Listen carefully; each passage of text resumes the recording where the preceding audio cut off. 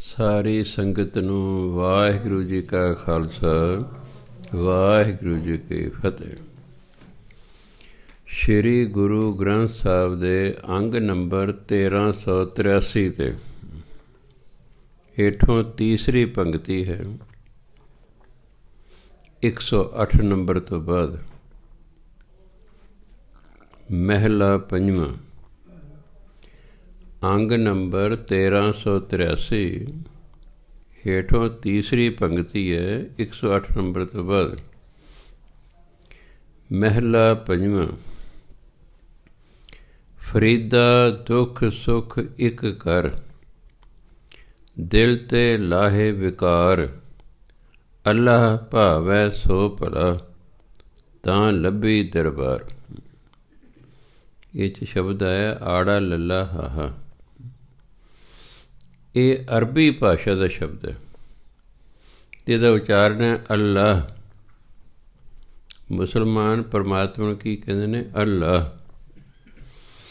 ਕਈ ਪਾਠੀ ਇਸ ਨੂੰ ਅੱਲ੍ਹ ਪੜ੍ਹਦੇ ਹਨ। ਜੇ ਹਿੰਦੀ ਦਾ ਸ਼ਬਦ ਹੁੰਦਾ ਫਿਰ ਠੀਕ ਸੀ, ਕਿਉਂਕਿ ਹਿੰਦੀ ਦੇ ਵਿੱਚ ਹਾਹੇ ਤੋਂ ਪਹਿਲਾ ਅੱਖਰ ਜੇ ਮੁਕਤਾ ਹੋਵੇ ਤਾਂ ਉਸਨੂੰ ਦਲਾਵਾਂ ਲਾ ਕੇ ਬੋਲਿਆ ਜਾਂਦਾ ਹੈ, ਫਿਰ ਤਾਂ ਅੱਲ੍ਹ ਸੀ। ਪਰ ਇਹ ਤਾਂ ਅਰਬੀ ਭਾਸ਼ਾ ਦਾ ਸ਼ਬਦ ਹੈ। ਅਸੀਂ ਅਰਬੀ ਦੇ ਸ਼ਬਦ ਨੂੰ ਹਿੰਦੀ ਪੰਜਾਬੀ ਤਰ੍ਹਾਂ ਨਹੀਂ ਪੜ੍ਹ ਸਕਦੇ। ਜੇ ਉਸ ਤਰ੍ਹਾਂ ਪੜ੍ਹਾਂਗੇ ਤਾਂ ਅਗਲਾ ਕਹੂਗਾ ਇਹਨਾਂ ਨੂੰ ਗਿਆਨ ਨਹੀਂ ਹੈ। ਜਿਵੇਂ ਫਾਰਸੀ ਦਾ ਸ਼ਬਦ ਹੈ ਮਸ਼ੱਕਤ, ਉਸ ਨੂੰ ਅਸੀਂ ਮਸਕਤ ਪੜ੍ਹੀਏ ਜਾਂ ਮਸੱਕਤ ਪੜ੍ਹੀਏ ਅਤੇ ਕੋਈ ਫਾਰਸੀ ਵਾਲਾ ਬੰਦਾ ਵਿੱਚ ਬੈਠਾ ਹੋਵੇ, ਅਗਲਾ ਕਹਿੰਦੇ ਇਹਨਾਂ ਨੂੰ ਤਾਂ ਫਾਰਸੀ ਵੀ ਨਹੀਂ ਆਉਂਦੀ। ਉਹ ਮਸਕਤ ਨਹੀਂ ਹੈ, ਉਹ ਮਸੱਕਤ ਨਹੀਂ ਹੈ, ਉਹ ਮਸ਼ੱਕਤ ਹੈ। ਜਿਨੀ ਨਾਮ ਧਿਆਇਆ ਗਏ ਮਸ਼ੱਕਤ ਕਾਲ, ਆਉਂਦੇ ਨਾ ਜਪਜੀ ਸਾਹਿਬ। ਮਸ਼ੱਕਤ ਫਾਰਸੀ ਦਾ ਸ਼ਬਦ ਜਿਸ ਦਾ ਮਤਲਬ ਹੈ ਮਿਹਨਤ। ਇਸ ਤਰ੍ਹਾਂ ਆੜਾ ਲੱਲਾ ਹਾਹਾ ਜਿਹੜਾ ਹੈ, ਇਹਦਾ ਉਚਾਰਨ ਹੈ ਅੱਲਾਹ। ਇਹਨੂੰ ਅੱਲ੍ਹ ਨਹੀਂ ਪੜ੍ਹਨਾ। ਕਈ ਵਾਰੀ ਆੜਾ ਲੱਲਾ ਹਾਹੇ ਨੂੰ ਔਂਕੜ ਵੀ ਲੱਗਾ ਹੁੰਦਾ, ਉਹਨੂੰ ਅੱਲੋਹ ਨਹੀਂ ਪੜ੍ਹਨਾ। ਉਹਦਾ ਮਤਲਬ ਹੈ ਅੱਲਾਹ। ਹਾਹੇ ਨੂੰ ਔਂਕੜ ਤਾਂ ਇਸ ਲਈ ਲੱਗਾ ਹੈ ਕਿ ਅੱਲਾਹ ਨਾਊਨ ਹੈ ਅਤੇ ਇੱਕ ਵਚਨ ਹੈ, ਇਸ ਕਰਕੇ ਉਹ ਹਾਹੇ ਨੂੰ ਔਂਕੜ ਲੱਗਾ, ਪਰ ਔਂਕੜ ਬੋਲਦਾ ਨਹੀਂ। ਇਸ ਕਰਕੇ ਉਹਨੂੰ ਅੱਲੋਹ ਨਹੀਂ ਪੜ੍ਹਨਾ, ਉਹਨੂੰ ਵੀ ਅੱਲਾਹ ਪੜ੍ਹਨਾ। ਫਰੀਦਾ ਦੁੱਖ ਸੁਖ ਇੱਕ ਕਰ, ਦਿਲ ਤੇ ਲਾਹੇ ਵਿਕਾਰ। ਅੱਲਾਹ ਭਾਵੈ ਸੋ ਭਲਾ, ਤਾਂ ਲੱਭੀ ਦਰਬਾਰ। ਕਹਿੰਦੇ ਹੈ ਫਰੀਦ, ਤੂੰ ਦੁੱਖ ਅਤੇ ਸੁੱਖ ਨੂੰ ਇੱਕ ਸਾਰ ਸਮਝ। ਧਰਮ ਅਨੁਸਾਰ ਦੁੱਖ ਵੀ ਪਰਮਾਤਮਾ ਵੱਲੋਂ ਆ ਰਿਹਾ, ਸੁੱਖ ਵੀ ਪਰਮਾਤਮਾ ਵੱਲੋਂ ਆ ਰਿਹਾ। ਸੁਖ ਦੁਖ ਪ੍ਰਭ ਦੇਵਨ ਹਾਰ, ਅਵਰ ਤਿਆਗ ਤੂੰ ਤਿਸੈ ਚਿਤਾਰ। ਸੁੱਖ ਦੁੱਖ ਉਹਦੇ ਹੁਕਮ ਨਾਲ ਆਉਂਦੇ, ਭਾਵੇਂ ਹੁੰਦੇ ਸਾਡੇ ਕਰਮਾਂ ਦੇ ਫਲ ਨੇ, ਪਰ ਸਾਡੇ ਕਰਮ ਲਿਖੇ ਪਰਮਾਤਮਾ ਨੇ। ਉਹ ਕਰਮਾਂ ਅਨੁਸਾਰ ਵੇਖ ਕੇ ਸਾਡੀ ਜ਼ਿੰਦਗੀ ਕੋਈ ਦੁੱਖ ਲਿਖਦੇ, ਕੁਝ ਸੁੱਖ ਲਿਖਦੇ। ਜਿਹੜੇ ਅਸੀਂ ਪੁੰਨ ਕਰਮ ਕੀਤੇ ਸਨ ਉਹਨਾਂ ਬਦਲੇ ਪਰਮਾਤਮਾ ਨੇ ਸੁੱਖ ਲਿਖਦੇ। ਜਿਹੜੇ ਅਸੀਂ ਮਾੜੇ ਕੰਮ ਕੀਤੇ ਸੀ, ਪਾਪ ਕਰਮ ਕੀਤੇ, ਉਹਨਾਂ ਦੇ ਬਦਲੇ ਲਿਖਦੇ ਦੁੱਖ। ਜੇ ਪੁੰਨ ਕਰਮ ਬੜੀ ਲੰਬੀ ਦੇਰ ਤੱਕ ਕੀਤਾ ਗਿਆ ਤਾਂ ਸੁੱਖ ਵੀ ਬਹੁਤ ਲੰਬਾ ਹੋਵੇਗਾ। ਇਸ ਤਰ੍ਹਾਂ ਜੇ ਦੁੱਖ ਬਹੁਤ ਦੇਰ ਤੱਕ ਸੰਸਾਰ ਨੂੰ ਦਿੱਤਾ ਤਾਂ ਸਾਨੂੰ ਦੁੱਖ ਵੀ ਬਹੁਤ ਦੇਰ ਤੱਕ ਰਹੇਗਾ। ਜਿਹੋ ਜਿਹਾ ਸਾਡਾ ਕਰਮ ਉਹੋ ਜਿਹੇ ਅੱਗੇ ਫਿਰ ਸਾਡੀ ਕਿਸਮਤ ਬਣਦੀ ਹੈ, ਦੁੱਖ ਸੁੱਖ ਮਿਲਦੇ ਨੇ ਸਾਨੂੰ। ਇਸ ਲਈ ਕਹਿੰਦੇ ਹੇ ਫਰੀਦ, ਤੂੰ ਦੁੱਖ ਅਤੇ ਸੁੱਖ ਨੂੰ ਇੱਕ ਸਮਝ, ਇੱਕ ਸਾਰ ਸਮਝ। ਦੁੱਖ 'ਚ ਦੁਖੀ ਨਹੀਂ ਹੋਣਾ, ਸੁੱਖ 'ਚ ਨੱਚਣਾ ਟੱਪਣਾ ਨਹੀਂ ਹੈ। ਦੁੱਖ ਸੁੱਖ ਜ਼ਿੰਦਗੀ ਦੇ ਵਿੱਚ ਆਉਣੇ ਹੀ ਆਉਣੇ ਨੇ। ਤੁਸੀਂ ਕਿੰਨੇ ਵੀ ਚੰਗੇ ਇਨਸਾਨ ਬਣ ਲਓ, ਤੁਹਾਡੀ ਜ਼ਿੰਦਗੀ ਫਿਰ ਵੀ ਦੁੱਖ ਆਉਣਗੇ। ਤੁਸੀਂ ਕਹਿੰਦੇ ਫਿਰ ਕਿਉਂ ਆਉਣਗੇ? ਚੰਗੇ ਤੇ ਤੁਸੀਂ ਹੁਣ ਹੋ, ਚੰਗੇ ਤੇ ਤੁਸੀਂ ਹੁਣ ਹੋ। ਹੁਣ ਦੇ ਕਰਮਾਂ ਨਾਲ ਤੁਹਾਨੂੰ ਦੁੱਖ ਨਹੀਂ ਮਿਲੇਗਾ। ਹੁਣ ਜਿਹੜੇ ਪਿਛਲੇ ਜਨਮਾਂ 'ਚ ਹੋ ਗਏ ਉਹਨਾਂ ਕਾਰਨ ਦੁੱਖ ਆਉਂਦੇ ਨੇ। ਹਾਂ ਹੁਣ ਅਸੀਂ ਠੀਕ ਹਾਂ, ਠੀਕ ਹੈ, ਅੱਗੇ ਤੋਂ ਜਿਹੜੇ ਕਰਮ ਬਣਨਗੇ ਉਹ ਵਧੀਆ ਕਰਮ ਬਣਨਗੇ। ਇਸ ਲਈ ਦੁੱਖ ਅਤੇ ਸੁੱਖ ਨੂੰ ਇੱਕ ਸਾਰ ਸਮਝਣਾ ਵੀ ਇਹ ਜ਼ਿੰਦਗੀ ਦਾ ਹਿੱਸਾ ਨੇ, ਇਹਨਾਂ ਨੇ ਵਾਰੀ ਵਾਰੀ ਆਉਣਾ ਹੀ ਆਉਣਾ ਹੈ। ਦਿਲ 'ਤੇ ਲਾਹੇ ਵਿਕਾਰ, ਵਿਕਾਰ ਹੁੰਦੇ ਬੁਰਾਈ, ਅਤੇ ਦਿਲ ਤੋਂ ਬੁਰਾਈ ਛੱਡ ਦੇ। ਬੁਰਾਈ ਹਮੇਸ਼ਾ ਮਨ 'ਚ ਹੁੰਦੀ ਹੈ, ਚੰਗਿਆਈ ਬੁਰਾਈ ਮਨ 'ਚ ਹੁੰਦੀ। ਅਸੀਂ ਚੰਗੇ ਕਰਮ ਕਰ ਰਹੇ ਹਾਂ, ਮੰਦੇ ਕੰਮ ਕਰ ਰਹੇ, ਸਰੀਰ ਨਹੀਂ ਕਰਾਉਂਦਾ, ਇਹ ਮਨ ਕਰਾਉਂਦਾ। ਸਾਡੇ ਤੋਂ ਜੋ ਵੀ ਕਰਮ ਕਰਵਾਉਂਦਾ ਸਾਡਾ ਮਨ ਕਰਵਾਉਂਦਾ। ਜੇ ਤਾਂ ਮਨ ਸਾਫ ਸੁਥਰਾ ਹੈ ਸਾਡੇ ਤੋਂ ਚੰਗੇ ਕੰਮ ਕਰਾਏਗਾ, ਜੇ ਮਨ ਮੈਲਾ ਹੈ ਉਹਨੇ ਸਾਡੇ ਤੋਂ ਮਾੜੇ ਕੰਮ ਕਰਾਉਣੇ। ਜਿਵੇਂ ਜੇ ਤੁਹਾਡੀ ਦੋਸਤੀ ਚੰਗੇ ਬੰਦਿਆਂ ਨਾਲ ਹੈ ਤਾਂ ਤੁਹਾਨੂੰ ਚੰਗਾ ਕੰਮ ਕਰਨ ਨੂੰ ਕਹਿਣਗੇ, ਜੇ ਦੋਸਤੀ ਹੀ ਮਾੜਿਆਂ ਨਾਲ ਹੈ ਤਾਂ ਉਹਨਾਂ ਦੇ ਫਿਰ ਭੈੜੇ ਕੰਮਾਂ ਲਈ ਹੀ ਸਾਨੂੰ ਕਹਿਣਾ। ਪੀਣ ਵਾਲੇ ਨਾਲ ਤੁਹਾਡੀ ਦੋਸਤੀ ਹੈ, ਥੋੜ੍ਹੇ ਉਹ ਕਹੂਗਾ ਪੀਣੀ ਨਹੀਂ ਚਾਹੀਦੀ। ਉਹ ਤਾਂ ਕਹੂਗਾ ਘੁੱਟ ਘੁੱਟ ਪੀਓ, ਆਨੰਦ ਆਏਗਾ, ਖਾਓ ਪੀਓ ਮੌਜ ਕਰੋ, ਮੁੜ ਕੇ ਜਿਹੜਾ ਜੀਵਨ ਮਿਲਣਾ ਹੈ ਹੁਣ ਤੇ ਇਸ ਤਰ੍ਹਾਂ ਕਹਿਣਾ। ਇਸ ਲਈ ਜੋ ਕੁਛ ਵੀ ਸਾਡੇ ਤੋਂ ਕਰਵਾਇਆ ਜਾ ਰਿਹਾ ਸਾਡਾ ਮਨ ਕਰਵਾਉਂਦਾ ਹੈ। ਧਰਮ ਕਹਿੰਦਾ ਸਰੀਰ ਤੇ ਗੱਡੀ ਹੈ, ਮਨ ਡਰਾਈਵਰ ਹੈ। ਗੱਡੀ ਆਪ ਚੱਲ ਕੇ ਕਿਤੇ ਨਹੀਂ ਜਾਂਦੀ। ਤੁਸੀਂ ਕਾਰ ਰੱਖੀ ਆਪ ਚੱਲ ਕੇ ਨਹੀਂ ਜਾਂਦੀ, ਤੁਸੀਂ ਚਲਾਉਂਦੇ ਹੋ, ਜਾਣੋ ਕਿ ਤੁਹਾਡਾ ਡਰਾਈਵਰ ਚਲਾਉਂਦਾ ਹੈ। ਮਨ ਡਰਾਈਵਰ ਹੈ, ਸਰੀਰ ਗੱਡੀ ਹੈ। ਮਨ ਨੇ ਤੁਹਾਨੂੰ ਕਿਹਾ ਚਲੋ ਸਤਸੰਗ ਭਵਨ ਚੱਲੀਏ, ਉੱਥੇ ਬੈਠ ਕੇ ਕਥਾ ਵਾਰਤਾ ਸੁਣਾਂਗੇ। ਕਿਸੇ ਦੇ ਮਨ ਨੇ ਕਿਹਾ ਜਦੋਂ ਇੱਥੇ ਹੀ ਕਥਾ ਵਾਰਤਾ ਆਪਾਂ ਨੂੰ ਸੁਣ ਰਹੀ ਹੈ, ਦਿਸ ਰਹੀ ਘਰ 'ਚ ਹੀ, ਅਤੇ ਕੀ ਲੋੜ ਹੈ ਠੰਡ 'ਚ ਚੱਲ ਕੇ ਜਾਣ ਦੀ, ਉਹ ਉੱਥੇ ਬੈਠੇ ਨੇ। ਜਿਨ੍ਹਾਂ ਨੂੰ ਕਿਹਾ ਚਲੋ ਉੱਥੇ ਚੱਲ ਕੇ ਸੁਣਦੇ ਹਾਂ ਉਹ ਇੱਥੇ ਆ ਗਏ ਨੇ, ਉਹ ਇੱਥੇ ਆ ਗਏ ਨੇ। ਅਸੀਂ ਉਹੀ ਕੋਸ਼ਿਸ਼ ਕਰਦੇ ਹਾਂ ਜੋ ਸਾਡੇ ਤੋਂ ਸਾਡਾ ਮਨ ਕਰਵਾਉਂਦਾ ਹੈ। ਹੁਣ ਜੇ ਤਾਂ ਮਨ ਭੈੜਾ ਹੈ ਉਹਨੇ ਸਾਡੇ ਤੋਂ ਭੈੜੇ ਕੰਮ ਕਰਾਈ ਜਾਣੇ, ਜੇ ਉਹ ਚੰਗਾ ਹੈ ਤਾਂ ਉਸਨੇ ਸਾਡੇ ਤੋਂ ਚੰਗੇ ਕੰਮ ਕਰਾਈ ਜਾਣੇ ਨੇ। ਹੁਣ ਪਿਛਲੇ ਜਨਮਾਂ 'ਚ ਮਨ ਨੇ ਕੋਈ ਸਾਡੇ ਤੋਂ ਮਾੜੇ ਕੰਮ ਕਰਾ ਲਏ, ਉਹਦੇ ਬਦਲੇ ਦੁੱਖ ਮਿਲ ਗਿਆ, ਕੁਝ ਚੰਗੇ ਕਰਾ ਲਏ, ਉਹਦੇ ਬਦਲੇ ਸੁੱਖ ਮਿਲ ਗਿਆ। ਇਸ ਲਈ ਕਹਿੰਦੇ ਦੁੱਖ ਆਓ ਸੁੱਖ ਆਓ, ਇੱਕ ਸਾਰ ਜ਼ਿੰਦਗੀ 'ਚ ਰਹਿਣਾ ਹੈ। ਦਿਲ 'ਤੇ ਲਾਹੇ ਵਿਕਾਰ, ਮਨ ਦੇ ਵਿੱਚ ਜਿਹੜਾ ਬੁਰਾਈ ਹੈ ਉਹ ਛੱਡ ਦਿਓ, ਬੁਰਾਈ ਛੱਡ ਦਿਓ ਅਤੇ ਦੁੱਖ ਸੁੱਖ ਨੂੰ ਸਮ ਕਰਕੇ ਸਮਝੋ। ਅੱਲਾਹ ਭਾਵੈ ਸੋ ਭਲਾ, ਜੋ ਪਰਮਾਤਮਾ ਨੂੰ ਚੰਗਾ ਲੱਗਦਾ ਉਸ ਨੂੰ ਭਲਾ ਕਰਕੇ ਸਮਝੋ। ਆਮ ਕਹਾਵਤ ਹੈ ਪਰਮਾਤਮਾ ਤਾਂ ਭਲਾ ਹੀ ਕਰਦਾ, ਪਰਮਾਤਮਾ ਤਾਂ ਚੰਗਾ ਹੀ ਕਰਦਾ, ਇਹ ਚੰਗਾ ਮੰਦਾ ਬੰਦਾ ਕਰਦਾ। ਪਰਮਾਤਮਾ ਜੋ ਕਰਦਾ ਚੰਗਾ ਕਰਦਾ, ਚੰਗਾ ਮੰਦਾ ਬੰਦਾ ਕਰਦਾ। ਮੈਂ ਯੂਪੀ ਗਿਆ, ਸਿਸਟਰ ਦਾ ਪੋਤਰਾ ਸੀ ਛੋਟਾ ਜਿਹਾ, ਦੂਜੀ ਤੀਜੀ ਪੜ੍ਹਦਾ। ਉਹ ਕਹਿ ਰਿਹਾ ਰੱਬ ਤੇ ਜੋ ਕਰਦਾ ਚੰਗਾ ਕਰਦਾ, ਇਹ ਚੰਗਾ ਮੰਦਾ ਬੰਦਾ ਕਰਦਾ। ਗੱਲ ਤਾਂ ਜਵਾਕ ਦੀ ਬੜੀ ਵਧੀਆ। ਸੋ ਇਸ ਲਈ ਅੱਲਾਹ ਭਾਵੈ ਸੋ ਭਲਾ, ਜੋ ਪਰਮਾਤਮਾ ਨੂੰ ਚੰਗਾ ਲੱਗਦਾ ਉਸ ਨੂੰ ਭਲਾ ਕਰਕੇ ਸਮਝਣਾ।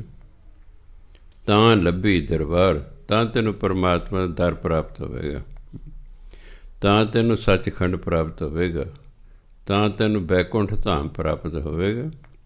ਜੇ ਤੂੰ ਇਹ ਦੋ ਤਿੰਨ ਗੱਲਾਂ ਕਰ, ਦੁੱਖ ਸੁੱਖ 'ਚ ਇੱਕ ਸਾਰ ਰਹਿਣਾ, ਕੋਈ ਗਿਲਾ ਨਹੀਂ ਕਰਨਾ।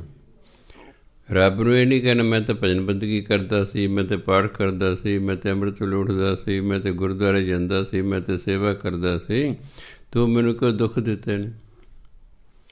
ਉਹ ਕਹਿੰਦਾ ਕਮਲਿਆ ਇਹ ਹੁਣ ਦੇ ਨਹੀਂ ਹੈਗੇ, ਇਹ ਤਾਂ ਤੂੰ ਜੋ ਪਿਛਲੇ ਕੀਤੇ ਮਾੜੇ ਕੰਮ ਉਹਨਾਂ ਕਾਰਨ ਦੁੱਖ ਆ ਰਹੇ ਨੇ। ਇਸ ਲਈ ਦੁੱਖ ਸੁੱਖ ਦੇ ਵਿੱਚ ਇੱਕ ਸਾਰ ਰਹਿਣਾ। ਦੁੱਖ ਸੁੱਖ ਆਉਣੇ ਹੀ ਆਉਣੇ ਨੇ। ਆਪਾਂ ਗੁਰੂ ਅਰਜਨ ਦੇਵ ਮਹਾਰਾਜ ਤੋਂ ਵਧੀਆ ਤੇ ਨਹੀਂ ਨਾ ਹੋ ਸਕਦੇ। ਅੰਤਲੇ ਸਮੇਂ ਜ਼ਿੰਦਗੀ ਦੇ ਕਿੱਡਾ ਵੱਡਾ ਉਹਨਾਂ ਨੂੰ ਦੁੱਖ ਸਹਿਣਾ ਪਿਆ। 9ਵੇਂ ਪਾਤਸ਼ਾਹ ਨੂੰ ਸ਼ਹੀਦ ਹੋਣਾ ਪਿਆ। ਹੋਰ ਕਿੰਨੇ ਆਪਣੇ ਸ਼ਹੀਦ ਹੋਏ ਨੇ, ਕਿੰਨੇ ਕਿੰਨੇ ਦੁੱਖ ਉਹਨਾਂ ਨੇ ਸਹੇ। ਬੰਦ ਕਟਵਾਉਣਾ ਕੋਈ ਖਾਲਾ ਜੀ ਦਾ ਵਾੜਾ ਥੋੜ੍ਹਾ ਹੀ ਹੈ। ਇਸ ਲਈ ਦੁੱਖ ਤੁਸੀਂ ਚੰਗੇ ਹੋਵੋ ਮੰਦੇ ਹੋਵੋ, ਦੁੱਖ ਸੁੱਖ ਤਾਂ ਜ਼ਿੰਦਗੀ 'ਚ ਆਉਣੀ ਆਉਣਗੇ। ਇਸ ਲਈ ਢੇਰੀ ਨਹੀਂ ਢਾਹ ਬਹਿਣੀ, ਹੌਂਸਲਾ ਨਹੀਂ ਛੱਡ ਬਹਿਣਾ। ਆ ਜਿਹਨਾਂ ਡਿਪਰੈਸ਼ਨ ਹੋ ਜਾਂਦਾ, ਹੋਰ ਕੀ ਹੈ, ਉਹ ਹੌਂਸਲਾ ਛੱਡ ਬੈਠੇ ਨੇ ਬਸ। ਉਹਨਾਂ ਦੀ ਸੋਚ ਨੈਗੇਟਿਵ ਹੋ ਗਈ ਹੈ, ਟਹਿੰਦੀਆਂ ਕਲਾਂ ਨੂੰ ਹੋ ਗਿਆ। ਹੁਣ ਉਹਨੂੰ ਚੜ੍ਹਦੀਆਂ ਕਲਾਂ 'ਚ ਰੱਖਣਾ ਪੈਂਦਾ ਵੀ ਉਹਦੇ ਨਾਲ ਗੱਲਾਂ ਹੀ ਇਸ ਤਰ੍ਹਾਂ ਦੀ ਕਰੋ, ਚੜ੍ਹਦੀਆਂ ਕਲਾ ਵਾਲੇ। ਫਿਰ ਜਿਹੜਾ ਹੈ ਉਹਨੂੰ ਬਾਣੀ ਵਾਲੇ ਪਾਸੇ, ਨਾਮ ਵਾਲੇ ਪਾਸੇ ਲਓ, ਕਿਉਂਕਿ ਨਾਮ ਬਾਣੀ ਨੇ ਫਿਰ ਉਸ ਨੂੰ ਚੜ੍ਹਦੀਆਂ ਕਲਾਂ 'ਚ ਕਰਨਾ ਹੈ। ਕਹਿੰਦੇ ਇੱਕ ਸਹਾਰ ਰਹਿਣਾ ਜ਼ਿੰਦਗੀ 'ਚ। ਮਨ ਤੋਂ ਜਿਹੜੀਆਂ ਬੁਰਾਈਆਂ ਨੂੰ ਤਿਆਗ ਦੇਣੀਆਂ ਨੇ। ਪਰਮਾਤਮਾ ਜੋ ਕਰਦਾ ਉਹਨੂੰ ਭਲਾ ਸਮਝਣਾ, ਤਾਂ ਤੈਨੂੰ ਪਰਮਾਤਮਾ ਦਾ ਦਰ ਪ੍ਰਾਪਤ ਹੋਵੇਗਾ। ਅੱਗੇ ਕਹਿੰਦੇ ਮਹਿਲਾ ਪੰਜਵਾਂ, ਫਰੀਦਾ ਧੁਨੀ ਵਜਾਈ ਵੱਜਦੀ, ਤੂੰ ਪੀ ਵੱਜਹਿ ਨਾਲ। ਕਿਉਂਕਿ ਹੁਣ ਤੂੰ ਆ ਗਿਆ ਹੈ। ਮੈਂ ਆ ਜੇ, ਹੋਂ ਆ ਜੇ, ਤੂੰ ਆ ਜੇ, ਜਾਂ ਤੂੰ ਦੀ ਭਾਵਨਾ, ਮੈਂ ਤੂੰ ਦੀ ਭਾਵਨਾ ਹੋਵੇ ਤਾਂ ਅੱਗੇ ਜਿਹੜੀ ਕਿਰਿਆ ਹੁੰਦੀ ਹੈ ਉਹ ਨਕਰੇ ਹੀ ਬੋਲੀ ਜਾਂਦੀ। ਵੱਜਹਿ ਨਹੀਂ ਪੜ੍ਹਨਾ ਇਸ ਨੂੰ, ਤੂੰ ਆ ਗਿਆ। ਜਿਵੇਂ ਤੂੰ ਜਾਂਦਾ ਹੈ ਆਪਾਂ ਕਹਿੰਦੇ, ਤੂੰ ਜਾਂਦਾ ਹੈ ਨਹੀਂ ਕਹਿੰਦੇ। ਤੂੰ ਜਾਂਦਾ ਹੈ, ਤੂੰ ਪੜ੍ਹਦਾ ਹੈ, ਤੂੰ ਰੌਲਾ ਪਾਉਂਦਾ ਹੈ। ਇਸੇ ਤਰ੍ਹਾਂ ਹੀ ਤੂੰ ਪੀ ਵੱਜਹਿ ਨਾਲ, ਫਰੀਦਾ ਧੁਨੀ ਵਜਾਈ ਵੱਜਦੀ, ਤੂੰ ਪੀ ਵੱਜਹਿ ਨਾਲ। ਸੋਈ ਜੀਓ ਨ ਵੱਜਦਾ, ਜਿਸ ਅੱਲਾਹ ਕਰਦਾ ਸਾਰ। ਆ ਦੇਖੋ ਤੇ ਹਾਹੇ ਨੌਕੜ ਆ ਗਿਆ। ਇੱਥੇ ਅੱਲਾਹ ਨਾਮ ਹੈ, ਇਸ ਲਈ ਹਾਹੇ ਨੌਕੜ ਲਾਇਆ ਹੋਇਆ। ਇੱਕ ਵਚਨ ਹੈ, ਜਿਹੜਾ ਸ਼ਬਦ ਇੱਕ ਵਚਨ ਹੋਵੇ ਅਤੇ ਪੁਲਿੰਗ ਹੋਵੇ, ਉੱਥੇ ਹਾਹੇ ਨੂੰ ਔਂਕੜ ਲੱਗਾ ਹੁੰਦਾ ਹੈ। ਉਹ ਬੋਲਣ ਲਈ ਨਹੀਂ ਹੁੰਦਾ, ਉਹ ਅਰਥ ਕਰਨ ਲਈ ਹੁੰਦਾ ਹੈ। ਸੋਈ ਜੀਓ ਨ ਵੱਜਦਾ, ਜਿਸ ਅੱਲਾਹ ਕਰਦਾ ਸਾਰ। ਫਰੀਦਾ ਧੁਨੀ ਵਜਾਈ ਵੱਜਦੀ। ਧੁਨੀ ਵਜਾਈ ਵੱਜਦੇ ਮਤਲਬ ਦੁਨੀਆ ਰੀਸ ਕਰਦੀ ਇੱਕ ਦੂਜੇ ਦੀ। ਆਮ ਬੰਦੇ ਨੂੰ ਆਦਤ ਹੈ ਰੀਸ ਕਰਦਾ, ਪੁਰਾਣਾ ਇਸ ਤਰ੍ਹਾਂ ਕਰ ਰਿਹਾ ਆਪਾਂ ਹੀ ਕਰਨ। ਜਿਵੇਂ ਕਿਸੇ ਨੇ ਲੜਕੇ ਲੜਕੀ ਸ਼ਾਦੀ ਕਰਨੀ ਹੈ, ਪਹਿਲਾਂ ਖੰਡ ਪਾਠ ਕਰਾ ਲਿਆ, ਦੂਜਾ ਵੀ ਉਹਨੂੰ ਵੇਖ ਕੇ ਕਰਾਉਂਦਾ ਹੈ। ਸੁਣਦਾ ਕੋਈ ਨਹੀਂ, ਰੌਲਾ ਪਾਈ ਜਾਂਦੇ ਨੇ, ਪਰ ਉਹ ਫਾਰਮੈਲਿਟੀ ਕਰਦੇ ਨੇ। ਉਹ ਦੇਖੋ ਦੇਖੀ ਜਿਹੜੇ ਕੰਮ ਕੀਤੇ ਜਾਂਦੇ ਨੇ, ਜਿਸ 'ਚ ਰੁਚੀ ਤਾਂ ਹੈ ਨਹੀਂ, ਪਰ ਰੀਸ ਕੀਤੀ ਜਾਂਦੀ ਹੈ, ਉਹਦਾ ਫਲ ਕੋਈ ਬਹੁਤਾ ਨਹੀਂ ਮਿਲਿਆ ਕਰਦਾ। ਫਿਰਦਾ ਧੁਨੀ ਵਜਾਈ ਵੱਜਦੀ। ਇਹ ਜਿਹੜੇ ਸੰਸਾਰ ਹੈ, ਇਹ ਤਾਂ ਰੀਸ ਕਰਦਾ ਇੱਕ ਦੂਜੇ ਦੀ। ਤੂੰ ਪੀ ਵੱਜੇ ਨਾਲ, ਤੂੰ ਵੀ ਉਹਨਾਂ ਦੀ ਰੀਸ ਕਰਦਾ। ਅਗਰ ਭਗਤੀ ਕਰਨ ਵਾਲਾ ਵੀ ਸੰਸਾਰੀਆਂ ਦੀ ਰੀਸ ਕਰੇਗਾ, ਫਿਰ ਉਹ ਭਗਤ ਕਾਹਦਾ ਹੋਇਆ? ਭਗਤਾਂ ਤੈ ਸੰਸਾਰੀਆਂ ਜੋੜ ਕਦੇ ਨਾ ਆਇਆ। ਭਗਤਾਂ ਅਤੇ ਸੰਸਾਰੀਆਂ ਦਾ ਤਾਂ ਸੁਭਾਅ ਹੀ ਨਹੀਂ ਮਿਲਦਾ, ਆਦਤਾਂ ਹੀ ਨਹੀਂ ਮਿਲਦੀਆਂ, ਵਿਚਾਰ ਹੀ ਨਹੀਂ ਮਿਲਦਾ, ਖਾਣ ਪੀਣ ਨਹੀਂ ਮਿਲਦਾ, ਪਹਿਨਣਾ ਨਹੀਂ ਮਿਲਦਾ। ਭਗਤਾਂ ਦੀ ਖੁਰਾਕ ਹੋਰ ਹੈ, ਸੰਸਾਰੀ ਦੀ ਹੋਰ ਹੈ। ਭਗਤਾਂ ਦੇ ਕੱਪੜੇ ਹੋਰ ਨੇ, ਸੰਸਾਰੀਆਂ ਦੇ ਹੋਰ ਨੇ। ਭਗਤਾਂ ਦੀ ਬੋਲ ਚਾਲ ਹੋਰ ਹੈ, ਸੰਸਾਰੀਆਂ ਦੀ ਹੋਰ ਹੈ। ਭਗਤਾਂ ਦੇ ਵਿਚਾਰ ਹੋਰ ਨੇ, ਸੰਸਾਰੀਆਂ ਦੇ ਵਿਚਾਰ ਹੋਰ ਹੈ। ਮੇਲ ਹੀ ਕੋਈ ਨਹੀਂ। ਇਸ ਲਈ ਕਹਿੰਦੇ ਤੂੰ ਕਹਿੰਦੇ ਹੈ ਆਪਣੇ ਆਪ ਨੂੰ ਕਹਿੰਦੇ ਭਗਤ, ਅਤੇ ਤੂੰ ਸੰਸਾਰ ਦੀ ਰੀਸ ਕਰ ਰਿਹਾ ਹੈ। ਕਰ ਤੂੰ ਉਸੇ ਤਰ੍ਹਾਂ ਨੇ ਜਿਵੇਂ ਸੰਸਾਰ ਕਰਦਾ। ਸਿੱਖ ਧਰਮ ਕਹਿੰਦਾ ਹੈ ਕਿ ਜਿਹੜਾ ਤੁਸੀਂ ਆ ਸ਼ਰਾਧ ਕਰਦੇ ਨੇ, ਹਿੰਦੂ ਵੀਰ ਉਹ ਬੜੀ ਖੁਸ਼ੀ ਨਾਲ ਕਰੀ ਜਾਂ, ਸਾਨੂੰ ਕੋਈ ਇਤਰਾਜ਼ ਨਹੀਂ। ਪਰ ਸਿੱਖ ਧਰਮ ਕਹਿੰਦਾ ਬਈ ਕਿਸੇ ਨੂੰ ਖੁਆਇਆ ਹੋਇਆ ਭੋਜਨ ਤੁਹਾਡੇ ਪਿਤਰਾਂ ਤੱਕ ਨਹੀਂ ਪਹੁੰਚਦਾ। ਪਰਮਾਤਮਾ ਦੇ ਨਾਮ ਬਾਣੀ ਤੋਂ ਬਿਨਾਂ ਪਿਤਰਾਂ ਤੱਕ ਹੋਰ ਕੋਈ ਚੀਜ਼ ਨਹੀਂ ਪਹੁੰਚਦੀ। ਪਰ ਬਹੁਤ ਸਾਰੇ ਸਿੱਖ ਨੇ ਉਹ ਪੰਡਤਾਂ ਨੂੰ ਨਹੀਂ ਸੱਦਦੇ, 5 ਭਾਈਆਂ ਨੂੰ ਸੱਦ ਕੇ ਚੁਕਾਉਂਦੇ ਨੇ, ਸ਼ਰਾਧ ਕਰਦੇ ਨੇ, ਰੀਸ ਕਰ ਰਹੇ ਨੇ ਵੀ ਉਹ ਕਰਦਾ ਆਪਾਂ ਵੀ ਕਰੋ। ਹਾਲਾਂਕਿ ਬਾਣੀ ਵਾਰੀ ਵਾਰੀ ਕਹਿੰਦੇ ਤੁਹਾਡੀਆਂ ਰੋਟੀਆਂ ਉੱਥੇ ਨਹੀਂ ਜਾਣੀਆਂ ਉਹਨਾਂ ਕੋਲ। ਕਈ ਮਰਨ ਤੋਂ ਬਾਅਦ ਮੰਜਾ ਦਿੰਦੇ ਨੇ, ਬਿਸਤਰਾ ਦਿੰਦੇ ਨੇ, ਜੁੱਤੇ ਵੀ ਦਿੰਦੇ ਨੇ, ਕੱਪੜੇ ਵੀ ਦਿੰਦੇ ਨੇ। ਉਹ ਤਾਂ ਸਾਡੇ ਵਰਗਿਆਂ ਦੇ ਕੰਮ ਆਉਂਦੇ ਨੇ। ਅਸੀਂ ਗਰੀਬਾਂ ਨੂੰ ਦੇ ਦੇਣਾ। ਸਾਨੂੰ ਤਾਂ ਪਤਾ ਵੀ ਨਾ ਮਰੇ ਤੱਕ ਮੰਜਾ ਜਾਣੇ, ਨਾ ਬਿਸਤਰਾ ਜਾਣੇ, ਨਾ ਜੁੱਤੇ ਜਾਣੇ ਨੇ, ਨਾ ਕੱਪੜੇ ਜਾਣੇ ਨੇ। ਉਹ ਹਿੰਦੂ ਵੀਰਾਂ ਨੂੰ ਵੇਖ ਕੇ ਸਿੱਖ ਵੀ ਇਸ ਤਰ੍ਹਾਂ ਭੇਜਦੇ ਨੇ। ਗੁਰਦੁਆਰੇ ਵਾਲੇ ਵੀ ਉਹਨਾਂ ਨੂੰ ਕੁਛ ਨਹੀਂ ਕਹਿੰਦੇ, ਜਾਂ ਠੀਕ ਆਉਣ ਦਿਓ, 250 ਜਾਂ ਠੀਕ ਹੈ, ਮੰਜਾ ਮਿਲ ਗਿਆ ਘਰ ਭੇਜ ਦਿਆਂਗੇ, ਬਿਸਤਰਾ ਮਿਲ ਗਿਆ ਮੌਜ ਕਰਾਂਗੇ, ਕੱਪੜੇ ਮਿਲ ਗਏ, ਜੁੱਤੀ ਮਿਲ ਗਈ, ਜ਼ਰੂਰੀ ਬਾਜ਼ਾਰੋਂ ਖਰੀਦਣੀ ਹੈ। ਇਹਨਾਂ 'ਚ ਕੋਈ ਵੀ ਚੀਜ਼ ਮਰੇ ਬੰਦੇ ਤੱਕ ਨਹੀਂ ਜਾਂਦੀ, ਇਹ ਤਾਂ ਇੱਥੇ ਰਹਿ ਜਾਣੀ। ਫਿਰ ਕਈ ਬੰਦੇ ਨਾ ਫਾਰਮੈਲਿਟੀ ਕਰਦੇ, ਨਾ ਰਜਾਈ ਤਲਾਈ ਸਿਉਂਦੇ ਨੇ। ਬਾਪੂ ਜੀ ਕਹਿੰਦੇ ਵੀ ਜੇ ਤੁਹਾਡੀ ਰਜਾਈ ਉੱਪਰ ਨੂੰ ਜਾਵੇਗੀ, ਸਿਉਂਤੀ ਤਾਂ ਹੈ ਨਹੀਂ, ਰੂਹ ਤੇ ਰਾਹ 'ਚ ਡਿੱਗ ਪੈਣੇ। ਮੰਨ ਲਓ ਤੁਹਾਡੀ ਰਜਾਈ ਜਾ ਰਹੀ ਉੱਪਰ ਨੂੰ, ਤੁਹਾਡੇ ਵਿਸ਼ਵਾਸ ਅਨੁਸਾਰ ਮੰਜਾ ਵੀ ਜਾ ਰਿਹਾ। ਕਿਸੇ ਘਰ ਨੇ ਮੰਜਾ ਦਿੱਤਾ ਖੁੱਲ੍ਹਾ ਬੁਣ ਕੇ ਵੀ ਥੋੜ੍ਹੇ ਜਿਹੇ ਨਾਲ ਸਰ ਜੇ। ਉਹ ਕਹਿੰਦਾ ਤੁਹਾਡਾ ਬਾਪੂ ਦੀ ਲੱਤਾਂ ਇਹਦੇ ਵਿੱਚੋਂ ਵਗ ਜਾਣੀਆਂ ਨੇ। ਉਹ ਕਹਿੰਦਾ ਦੁਰ ਫਿੱਟੇ ਮੇਰੇ ਮੁੰਡਿਆ, ਜੇ ਮੰਜਾ ਇਹੋ ਜਿਹੇ ਭੇਜੇ ਅਤੇ ਆਹ ਬਿਸਤਰਾ ਜਿਹੜਾ ਜਦੋਂ ਉੱਪਰ ਤੱਕ ਜਾਊ ਨਾ, ਆਕਾਸ਼ 'ਚ ਹਵਾ ਵਗਣੀ ਹੈ, ਸਾਰਾ ਰੂਹ ਰਾਜ ਡਿੱਗ ਪੈਣਾ। ਜੇ ਦੇਣਾ ਕੋਈ ਸਿਉਂ ਕੇ ਦਿਓ, ਕੋਈ ਚੱਜ ਦਾ ਦਿਓ। ਜੇ ਤੁਸੀਂ ਵਿਸ਼ਵਾਸ ਹੀ ਰੱਖਦੇ ਜਾਂਦੇ। ਕਹਿੰਦੇ ਸਿੱਖ ਧਰਮ ਇਹਨਾਂ ਗੱਲਾਂ ਨੂੰ ਨਹੀਂ ਮੰਨਦਾ ਵੀ ਕੁਛ ਵੀ ਨਹੀਂ ਜਾਂਦਾ। ਅਗਰ ਤੁਸੀਂ ਉਹਦੇ ਭਲੇ ਲਈ ਕੁਛ ਕਰਨਾ ਹੈ ਤਾਂ ਇਹ ਬਾਣੀ ਹੈ, ਇਹ ਪੜ੍ਹੋ। ਬਾਣੀ ਕਿਉਂਕਿ ਸੱਚਖੰਡ ਤੋਂ ਆਈ ਹੈ। ਜਿੱਥੋਂ ਕੋਈ ਚੀਜ਼ ਆਈ ਹੈ ਉੱਥੋਂ ਤੱਕ ਉਹ ਜਾ ਸਕਦੀ ਹੈ। ਧਿਆਨ ਦੇਣਾ, ਸੱਚਖੰਡ ਸਭ ਤੋਂ ਉੱਪਰ ਹੈ, ਬਾਕੀ ਸਭ ਕੁਛ ਉਸ ਤੋਂ ਨੀਵਾਂ ਹੈ।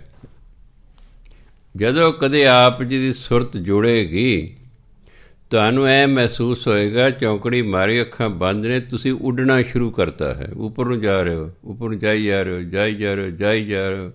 ਤੁਸੀਂ ਚੰਨ ਦੇ ਕੋਲੋਂ ਲੰਘ ਗਏ ਹੋ, ਫਿਰ ਹੋਰ ਉੱਪਰ ਜਾ ਰਹੇ ਹੋ, ਸੂਰਜ ਕੋਲੋਂ ਲੰਘ ਗਏ ਹੋ, ਹੋਰ ਉੱਪਰ ਜਾ ਰਹੇ ਹੋ, ਹੋਰ ਤਾਰਿਆਂ ਕੋਲੋਂ ਲੰਘ ਗਏ ਹੋ।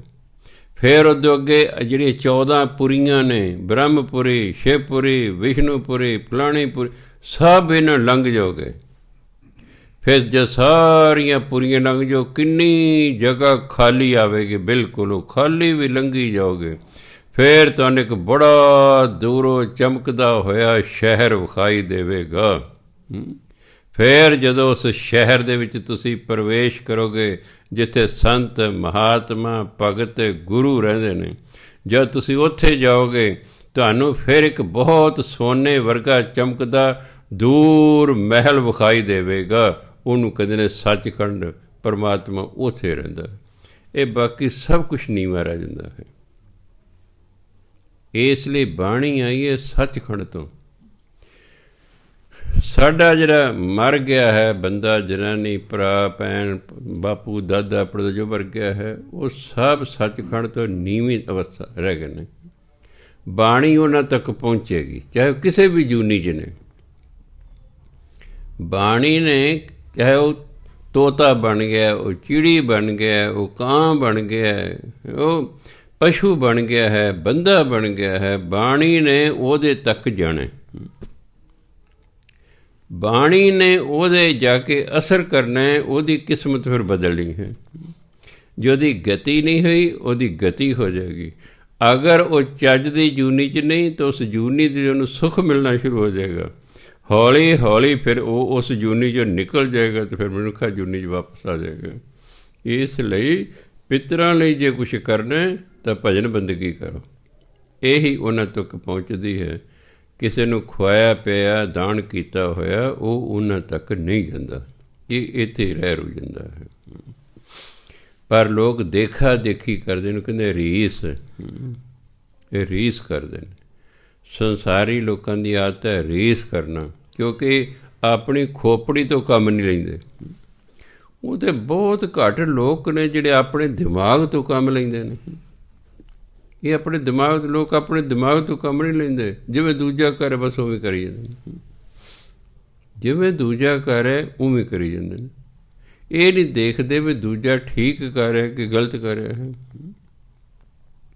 ਇਹ ਨਹੀਂ, ਉਹ ਤਾਂ ਪਤਾ ਜਦੋਂ ਅਸੀਂ ਆਪਣੇ ਦਿਮਾਗ ਤੋਂ ਕੰਮ ਲਵਾਂਗੇ। ਲੋਕ ਮਨ ਤੋਂ ਕੰਮ ਲੈਂਦੇ, ਦਿਮਾਗ ਤੋਂ ਤਾਂ ਕੰਮ ਹੀ ਨਹੀਂ ਲੈਂਦੇ। ਜੇ ਕਿਤੇ ਬੰਦਾ ਦਿਮਾਗ ਤੋਂ ਕੰਮ ਲੈਣ ਲੱਗ ਜਾਏ, ਇਹ ਤਾਂ ਧਰਤੀ ਸਵਰਗ ਹੋ ਜਾਏ। ਇਹ ਤਾਂ ਮਨ ਤੋਂ ਕੰਮ ਲੈਂਦੇ ਨੇ, ਅਤੇ ਮਨ ਜਨਮਾਂ ਜਨਮਾਂ ਦਾ ਮੈਲਾ ਹੈ। ਮਨ ਸਾਨੂੰ ਪੁੱਠੀ ਮੱਤ ਦਿੰਦਾ, ਅਸੀਂ ਮਾੜੇ ਕੰਮ ਕਰਦੇ ਦੁਖੀ ਹੁੰਦੇ ਰਹਿੰਦੇ ਹਾਂ। ਇਸ ਲਈ ਹੇ ਫਰੀਦ, ਇਹ ਦੁਨੀਆ ਤਾਂ ਜਿਹੜੀ ਦੁਨੀਆ ਇਹ ਤਾਂ ਰੀਸ ਕਰਦੀ ਇੱਕ ਦੂਜੇ ਦੀ, ਅਤੇ ਤੂੰ ਵੀ ਨਾਲ ਹੀ ਰੀਸ ਕਰ ਇਹਨਾਂ ਦੀ ਹੈ। ਫਿਰ ਤੇਰੇ ਵਿੱਚ ਅਤੇ ਲੋਕਾਂ 'ਚ ਕੀ ਫਰਕ ਰਿਹਾ ਵੇ? ਜੋ ਕੁਛ ਸੰਸਾਰ ਕਰ ਰਿਹਾ, ਅਗਰ ਉਹੀ ਭਗਤ ਕਰ ਰਿਹਾ ਤਾਂ ਫਿਰ ਫਰਕ ਕੀ ਹੋਇਆ? ਫਰਕ ਕੀ ਹੋਇਆ? ਜੋ ਸੰਸਾਰੀ ਖਾ ਰਹੇ ਨੇ ਉਹੀ ਉਹ ਖਾ ਰਹੇ। ਸੰਸਾਰੀ ਤਾਂ ਸ਼ਰਾਬ ਵੀ ਪੀ ਰਿਹਾ, ਮੀਟ ਵੀ ਖਾ ਰਿਹਾ, ਆਂਡੇ ਵੀ ਖਾ ਰਿਹਾ। ਸ਼ਰਾਬ ਪੀਣ ਵਾਲੇ, ਮੀਟ ਖਾਣ ਵਾਲੇ ਦੇ ਘਰ 'ਚ ਕੋਈ ਸੰਤ ਮਹਾਤਮਾ ਆ ਜਾਏ, ਉਹਨੂੰ ਕਦੇ ਉਹ ਸ਼ਰਾਬ ਨਹੀਂ ਪੀਣ ਨੂੰ ਦਿੰਦਾ, ਮੀਟ ਖਾਣ ਨੂੰ ਨਹੀਂ ਦਿੰਦਾ। ਉਹਨੂੰ ਇੰਨੀ ਕਿ ਉਹਨੂੰ ਅਕਲ ਥੋੜ੍ਹੀ ਜਿਹੀ ਹੈ ਵੀ ਇਹ ਇਹਨਾਂ ਦਾ ਭੋਜਨ ਨਹੀਂ ਹੈ, ਇਹਨਾਂ ਦਾ ਭੋਜਨ ਤਾਂ ਵੈਸ਼ਨੂੰ ਭੋਜਨ ਹੈ। ਇੱਕ ਵਾਰੀ ਇੱਕ ਘਰ 'ਚ ਗਿਆ ਮੈਂ, ਪਹਿਲਾਂ ਕਦੇ ਮੈਂ ਨਾ ਇਹ ਭੁਰਜੀ ਨਹੀਂ ਸੀ ਖਾਧੀ ਪਨੀਰ ਦੀ। ਉਹਨੇ ਮੇਰੇ ਕੇ ਪਨੀਰ ਦੀ ਭੁਰਜੀ ਬਣਾ ਕੇ ਰੱਖਤੀ। ਆਂਡੇ ਲੋਕਾਂ ਨੂੰ ਮੈਂ ਖਾਂਦੇ ਵੇਖਿਆ ਸੀ ਭੁਰਜੀ। ਮੈਨੂੰ ਐਂ ਲੱਗਾ ਵੀ ਇਹਨਾਂ ਨੇ ਆਂਡਿਆਂ ਦੀ ਭੁਰਜੀ ਮੇਰੇ ਅੱਗੇ ਰੱਖਤੀ। ਮੈਂ ਜੀ ਮੈਂ ਤਾਂ ਆਂਡੇ ਖਾਂਦਾ ਨਹੀਂ ਹੈਗਾ। ਕਹਿੰਦੇ ਨਹੀਂ ਬਾਬਾ ਜੀ ਆਂਡੇ ਨਹੀਂ, ਅਤੇ ਪਨੀਰ ਦੀ ਭੁਰਜੀ ਹੈ। ਫਿਰ ਮੈਂ ਪਹਿਲਾਂ ਇੱਕ ਗਰਾਈ ਭਰ ਕੇ ਵੇਖੀ, ਮੈਂ ਠੀਕ ਹੈ ਹਾਂਜੀ। ਸੋ ਮੈਂ ਕਿਹਾ ਵੀ ਇਹਨਾਂ ਨੂੰ ਗਿਆਨ ਨਹੀਂ ਹੈਗਾ ਵੀ ਮੇਰਾ ਭੋਜਨ ਹੋਰ ਹੈ, ਸੰਸਾਰੀ ਲੋਕਾਂ ਦਾ ਭੋਜਨ ਹੋਰ ਹੈ। ਜਿਹੜਾ ਭਜਨ ਬੰਦਗੀ ਕਰਨ ਵਾਲਾ ਹੈ ਉਹਦਾ ਸਿੰਪਲ ਭੋਜਨ ਹੁੰਦਾ, ਸਾਤਵਿਕ ਭੋਜਨ ਹੁੰਦਾ ਹੈ। ਉਹ ਭਾਰਾ ਭੋਜਨ ਨਹੀਂ ਖਾਂਦੇ। ਭਜਨ ਬੰਦਗੀ ਕਰਨ ਵਾਲਾ ਕਦੇ ਭਾਰਾ ਭੋਜਨ ਨਹੀਂ ਖਾਂਦਾ। ਤੁਸੀਂ ਉਹਦੇ ਅੱਗੇ ਕੜਾਹ ਵੀ ਰੱਖਤਾ, ਹੋਰ ਚੀਜ਼ ਰੱਖ ਲਿਆ, ਠੀਕ ਹੈ, ਸਤਿਕਾਰ ਵਜੇ ਇੱਕ ਅੱਧਾ ਚਮਚਾ ਖਾ ਲਏਗਾ। ਉਹ ਭਾਰਾ ਭੋਜਨ ਜ਼ਿਆਦਾ ਨਹੀਂ ਖਾਂਦਾ ਕਿ ਉਹਨੇ ਭਜਨ ਬੰਦਗੀ ਕਰਨੀ ਹੁੰਦੀ, ਫਿਰ ਉਹਨੂੰ ਨੀਂਦ ਆਉਂਦੀ ਹੈ। ਉਹ ਥੋੜ੍ਹਾ ਖਾਂਦਾ ਅਤੇ ਹੌਲਾ ਭੋਜਨ ਖਾਂਦਾ। ਸੋ ਇਸ ਲਈ ਜਿਹੜਾ ਭਜਨ ਬੰਦਗੀ ਕਰਨ ਵਾਲਾ ਬੰਦਾ ਹੈ ਉਹਦਾ ਜੀਵਨ ਸੰਸਾਰੀ ਲੋਕਾਂ ਨਾਲੋਂ ਵੱਖਰਾ ਹੁੰਦਾ। ਅਤੇ ਜੇ ਉਹ ਵੀ ਸੰਸਾਰੀਆਂ ਦੀ ਹੀ ਰੀਸ ਕਰ ਰਿਹਾ ਤਾਂ ਫਿਰ ਪੰਚਮ ਪਾਤਸ਼ਾਹ ਕਹਿੰਦੇ ਫਿਰ ਫਰਕ ਕੀ ਰਿਹਾ? ਇਹ ਫਿਰ ਜੇ ਤੂੰ ਵੀ ਉਹਨਾਂ ਦੀ ਰੀਸ ਕਰਦਾ ਫਿਰ ਫਰਕ ਕੀ ਰਿਹਾ? ਸੋਈ ਜੀਓ ਨ ਵੱਜਦਾ ਜਿਸ ਅੱਲਾਹ ਕਰਦਾ ਸਾਰ, ਪਰ ਜਿਸ ਇਨਸਾਨ ਦੀ ਸੰਭਾਲ ਪਰਮਾਤਮਾ ਕਰਦਾ, ਜਿਸ ਇਨਸਾਨ ਦੀ ਦੇਖਭਾਲ ਪਰਮਾਤਮਾ ਕਰਦਾ ਹੈ, ਉਹ ਲੋਕਾਂ ਦੀ ਰੀਸ ਨਹੀਂ ਕਰਦਾ। ਕਿਉਂਕਿ ਭਗਤ ਨੂੰ ਪਤਾ ਹੁੰਦਾ ਵੀ ਮੇਰੀ ਸਾਂਭ ਸੰਭਾਲ ਪਰਮਾਤਮਾ ਨੇ ਕਰਨੀ ਹੈ। ਉਹ ਸੰਸਾਰੀਆਂ 'ਤੇ ਆਸ ਹੀ ਨਹੀਂ ਰੱਖਦਾ। ਆਪਾਂ ਤਾਂ ਆਸ ਰੱਖੀ ਬੈਠੇ ਹਾਂ ਬੁਢਾਪੇ ਦੇ ਵਿੱਚ ਸਾਨੂੰ ਪੁੱਤਰ ਸਾਂਭੇਗਾ, ਫਲਾਣਾ ਸਾਂਭੇਗਾ। ਹੁਣ ਦੇਖੋ ਕੰਸ ਨੂੰ ਪਹਿਲਾਂ ਜੋਤਸ਼ੀ ਨੇ ਦੱਸਤਾ ਵੀ ਜਿਹੜਾ ਤੇਰਾ ਭਾਣਜਾ ਹੋਊਗਾ ਨਾ ਉਹੀ ਤੈਨੂੰ ਮਾਰੂ। ਉਹਨੇ ਜਿੰਨੇ ਭੈਣ ਦੇ ਬੱਚਾ ਜਿਹੜਾ ਵੀ ਪੈਦਾ ਹੋਣਾ ਉਹਨੂੰ ਮਾਰਨਾ ਸ਼ੁਰੂ ਕਰ ਦੇਣਾ। ਤੁਸੀਂ ਪੁੱਤਰ ਕਿਉਂ ਜੰਮਿਆ ਹੈ? ਵੀ ਇਹ ਬੁਢਾਪੇ 'ਚ ਸਾਨੂੰ ਇਹਦਾ ਲਾਭ ਹੋਵੇਗਾ, ਸਿਰਫ ਇਸ ਲਈ ਜੰਮਿਆ। ਜੇ ਕਿਤੇ ਜੋਤਸ਼ੀ ਤੁਹਾਨੂੰ ਦੱਸ ਦੇ ਵੀ ਬੀਬੀ ਜਿਹੜਾ ਤੇਰੇ ਬੱਚਾ ਹੋਣਾ ਨਾ ਇਹੀ ਤੈਨੂੰ ਮਾਰੂ, ਅਤੇ ਮੈਂ ਦਾਅਵੇ ਨਾ ਕਹਿੰਦਾ ਉਹ ਅਬੋਰਸ਼ਨ ਕਰਾ ਦੇਗੀ। ਵੀ ਜਿਹਨੇ ਮੈਨੂੰ ਮਾਰਨਾ ਤਾਂ ਮੈਂ ਇਸ ਤੋਂ ਕੀ ਕਰਾਉਣਾ, ਇਸ ਤੋਂ ਕੀ ਕਰਾਉਣਾ? ਸਾਨੂੰ ਤੁਹਾਨੂੰ ਨਹੀਂ ਪਤਾ ਕਿ ਉਹਨੇ ਵੱਡੇ ਹੋ ਕੇ ਸਾਡੇ ਨਾਲ ਕੀ ਵਿਹਾਰ ਕਰਨਾ ਹੈ। ਇਸ ਲਈ ਅਸੀਂ ਉਸ 'ਤੇ ਉਮੀਦ ਲਾਈ ਬੈਠੇ ਹੁੰਦੇ। ਭਗਤ ਸੰਸਾਰੀਆਂ 'ਤੇ ਉਮੀਦ ਹੀ ਨਹੀਂ ਰੱਖਦਾ। ਉਹ ਤਾਂ ਕਹਿੰਦਾ ਮੈਂ ਜਿਹਦੀ ਭਜਨ ਬੰਦਗੀ ਕਰਦਾ ਇਹ ਪਰਮਾਤਮਾ ਮੈਨੂੰ ਪਾਲੇਗਾ। ਹੁਣ ਪਰਮਾਤਮਾ ਨੇ ਸਿੱਧਾ ਨਹੀਂ ਕਿਸੇ ਨੂੰ ਪਾਲਣਾ ਹੁੰਦਾ, ਉਹ ਤਾਂ ਸਬੱਬ ਬਣਾਉਂਦਾ ਹੈ ਕਿ ਇਹਦੀ ਡਿਊਟੀ ਲਾ ਦੇਗਾ, ਚੱਲ ਬਾਈ ਤੂੰ ਜਾ ਕੇ ਸਾਂਭ ਸੰਭਾਲ ਕਰ। ਮੈਂ ਕਿਸੇ ਵੀ ਬੀਬੀ ਨੂੰ ਨਹੀਂ ਕਿਹਾ, ਨਾ ਮਿਸਿਸ ਮੇਰੀ ਨੇ ਕਿਹਾ ਭਾਈ ਮੇਰੀ ਕੋਈ ਸੇਵਾ ਕਰੋ। ਬੀਬੀਆਂ ਦੇਖੋ, ਪਰਮਾਤਮਾ ਨੇ 3-4 ਬੀਬੀਆਂ ਦੀ ਡਿਊਟੀ ਲਾਤੀ। ਪਹਿਲਾਂ ਵੀ ਤੁਸੀਂ ਸਵੇਰੇ ਆ ਕੇ ਸੇਵਾ ਕਰਨੀ, ਲੈ ਭਾਈ ਤੈਂ ਦੁਪਹਿਰੇ ਕਰਨੀ, ਲੈ ਤੂੰ ਰਾਤ ਨੂੰ ਕਰਨੀ, ਨਾਲ ਮੇਰੀ ਡਿਊਟੀ ਲਿਆ ਦੇ, ਲਿਆ ਦਵਾਈਆਂ, ਲਿਆ ਡਾਕਟਰ, ਰਾਤ ਨੂੰ ਕਰ ਜਾਗ, ਪਾਸੇ ਪਲਟ। ਉਹਨੇ ਕੋਈ ਉਮੀਦ ਨਹੀਂ ਰੱਖੀ, ਬਾਲ ਬੱਚਾ ਕੋਈ ਨਹੀਂ ਛੱਡ। ਆਖਰਕਾਰ ਤੁਸੀਂ ਸੋਚਦੇ ਵੀ ਬੰਦਾ ਸੋਚਦਾ ਤਾਂ ਹੋ ਬੁਢਾਪੇ 'ਚ ਵੀ ਸਾਡੀ ਸੇਵਾ ਕੌਣ ਕਰੇਗਾ। ਭਜਨ ਬੰਦਗੀ ਕਰਨ ਵਾਲੇ ਨੂੰ ਇਹੋ ਜਿਹੀ ਚਿੰਤਾ ਨਹੀਂ ਕਰਨੀ ਚਾਹੀਦੀ।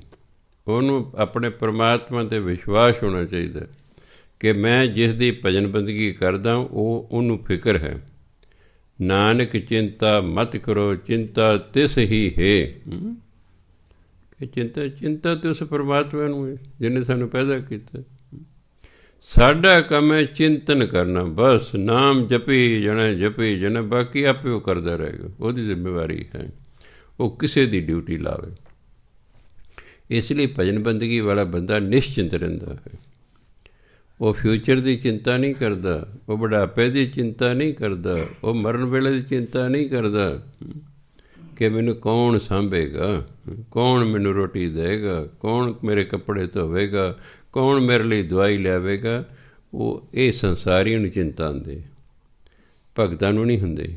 ਉਹ ਆਪਣਾ ਭਜਨ ਬੰਦਗੀ ਕਰਦੇ ਰਹਿੰਦੇ ਵੀ ਇਸ ਪਰਮਾਤਮਾ ਭਜਨ ਬੰਦਗੀ ਆਪੇ ਪਰਮਾਤਮਾ ਕੋਈ ਨਾ ਕੋਈ ਪ੍ਰਬੰਧ ਕਰੇਗਾ, ਅਤੇ ਜੇ ਵਿਸ਼ਵਾਸ ਹੋਵੇ ਤਾਂ ਫਿਰ ਕਰ ਵੀ ਦਿੰਦਾ ਉਹ। ਇਸ ਲਈ ਸੋ ਉਹੀ ਜੀਵ ਸੰਸਾਰ ਦੀ ਰੀਸ ਨਹੀਂ ਕਰਦਾ ਜਿਸ ਦੀ ਸੰਭਾਲ ਪਰਮਾਤਮਾ ਕਰਦਾ ਹੈ। ਅਤੇ ਪਰਮਾਤਮਾ ਕਿਹਦੀ ਸੰਭਾਲ ਕਰਦਾ? ਜਿਹੜਾ ਪਰਮਾਤਮਾ ਦੀ ਭਜਨ ਬੰਦਗੀ ਕਰਦਾ।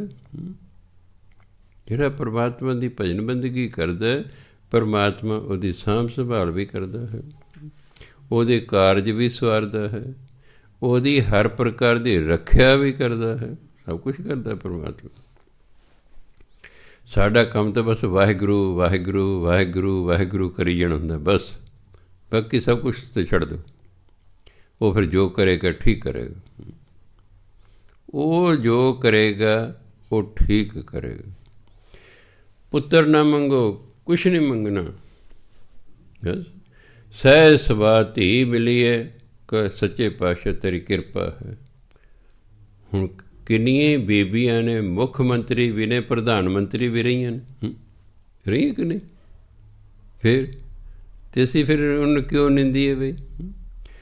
ਰਾਜ ਕੀਤਾ ਉਹਨਾਂ ਨੇ, ਸਾਲਾਂ ਬੱਧੀ ਕੀਤਾ ਹੈ। ਇਸ ਲਈ ਕੀ ਪਤਾ ਤੁਹਾਡੀ ਲੜਕੀ ਹੀ ਤੁਹਾਡਾ ਨਾਮ ਰੋਸ਼ਨ ਕਰ ਜੇ। ਹੁਣ ਰਵਿੰਦਰ ਨਾਥ ਟੈਗੋਰ ਹੋ ਰਹੀ 14 ਭਰਾ ਸਨ, ਇੱਕ ਦਾ ਵੀ ਨਹੀਂ। ਰਵਿੰਦਰ ਨਾਥ ਟੈਗੋਰ ਅਖੀਰਲਾ 14ਵਾਂ ਬੱਚਾ ਸੀ। ਦੱਸ, ਬਾਕੀ 13 ਨੂੰ ਕੋਈ ਨਹੀਂ ਜਾਣਦਾ, ਉਹਨੂੰ ਦੁਨੀਆ ਜਾਣਦੀ ਹੈ। ਪਤਾ ਨਹੀਂ ਕਿੰਨੇ ਰੰਗ ਲਾ ਦੇਣੇ ਹੁੰਦੇ ਨੇ। ਇਸ ਲਈ ਜੋ ਜੀਵ ਆ ਰਿਹਾ ਹੈ ਉਹਨੂੰ ਆਉਣ ਦੇਣਾ ਚਾਹੀਦਾ। ਦੇਖੋ, ਅਬੋਰਸ਼ਨ ਕਰਾਉਣਾ ਬਹੁਤ ਵੱਡਾ ਪਾਪ ਹੁੰਦਾ ਹੈ। ਧਰਮ ਦੇ 4 ਵੱਡੇ ਪਾਪ ਗਿਣੇ ਗਏ ਨੇ।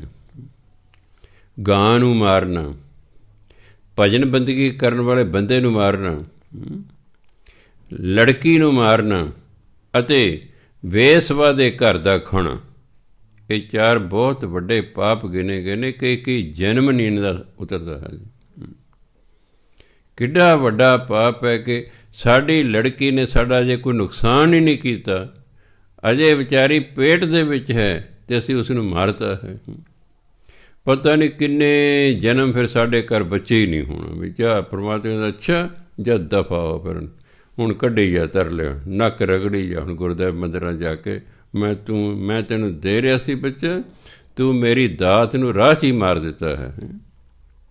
4 ਵੱਡੇ ਅੱਗ, ਗੁਰਬਾਣੀ ਲਿਖਿਆ ਨਾ, ਅੱਗ ਪਾਪ, 4 ਵੱਡੇ ਪਾਪ ਗਿਣੇ ਗਏ। ਬ੍ਰਾਹਮਣ ਕੈਲੀ ਘਾਤ ਕੰਜਕਾਂ ਅਣਚਾਰੀ ਕਾ ਧਾਨ।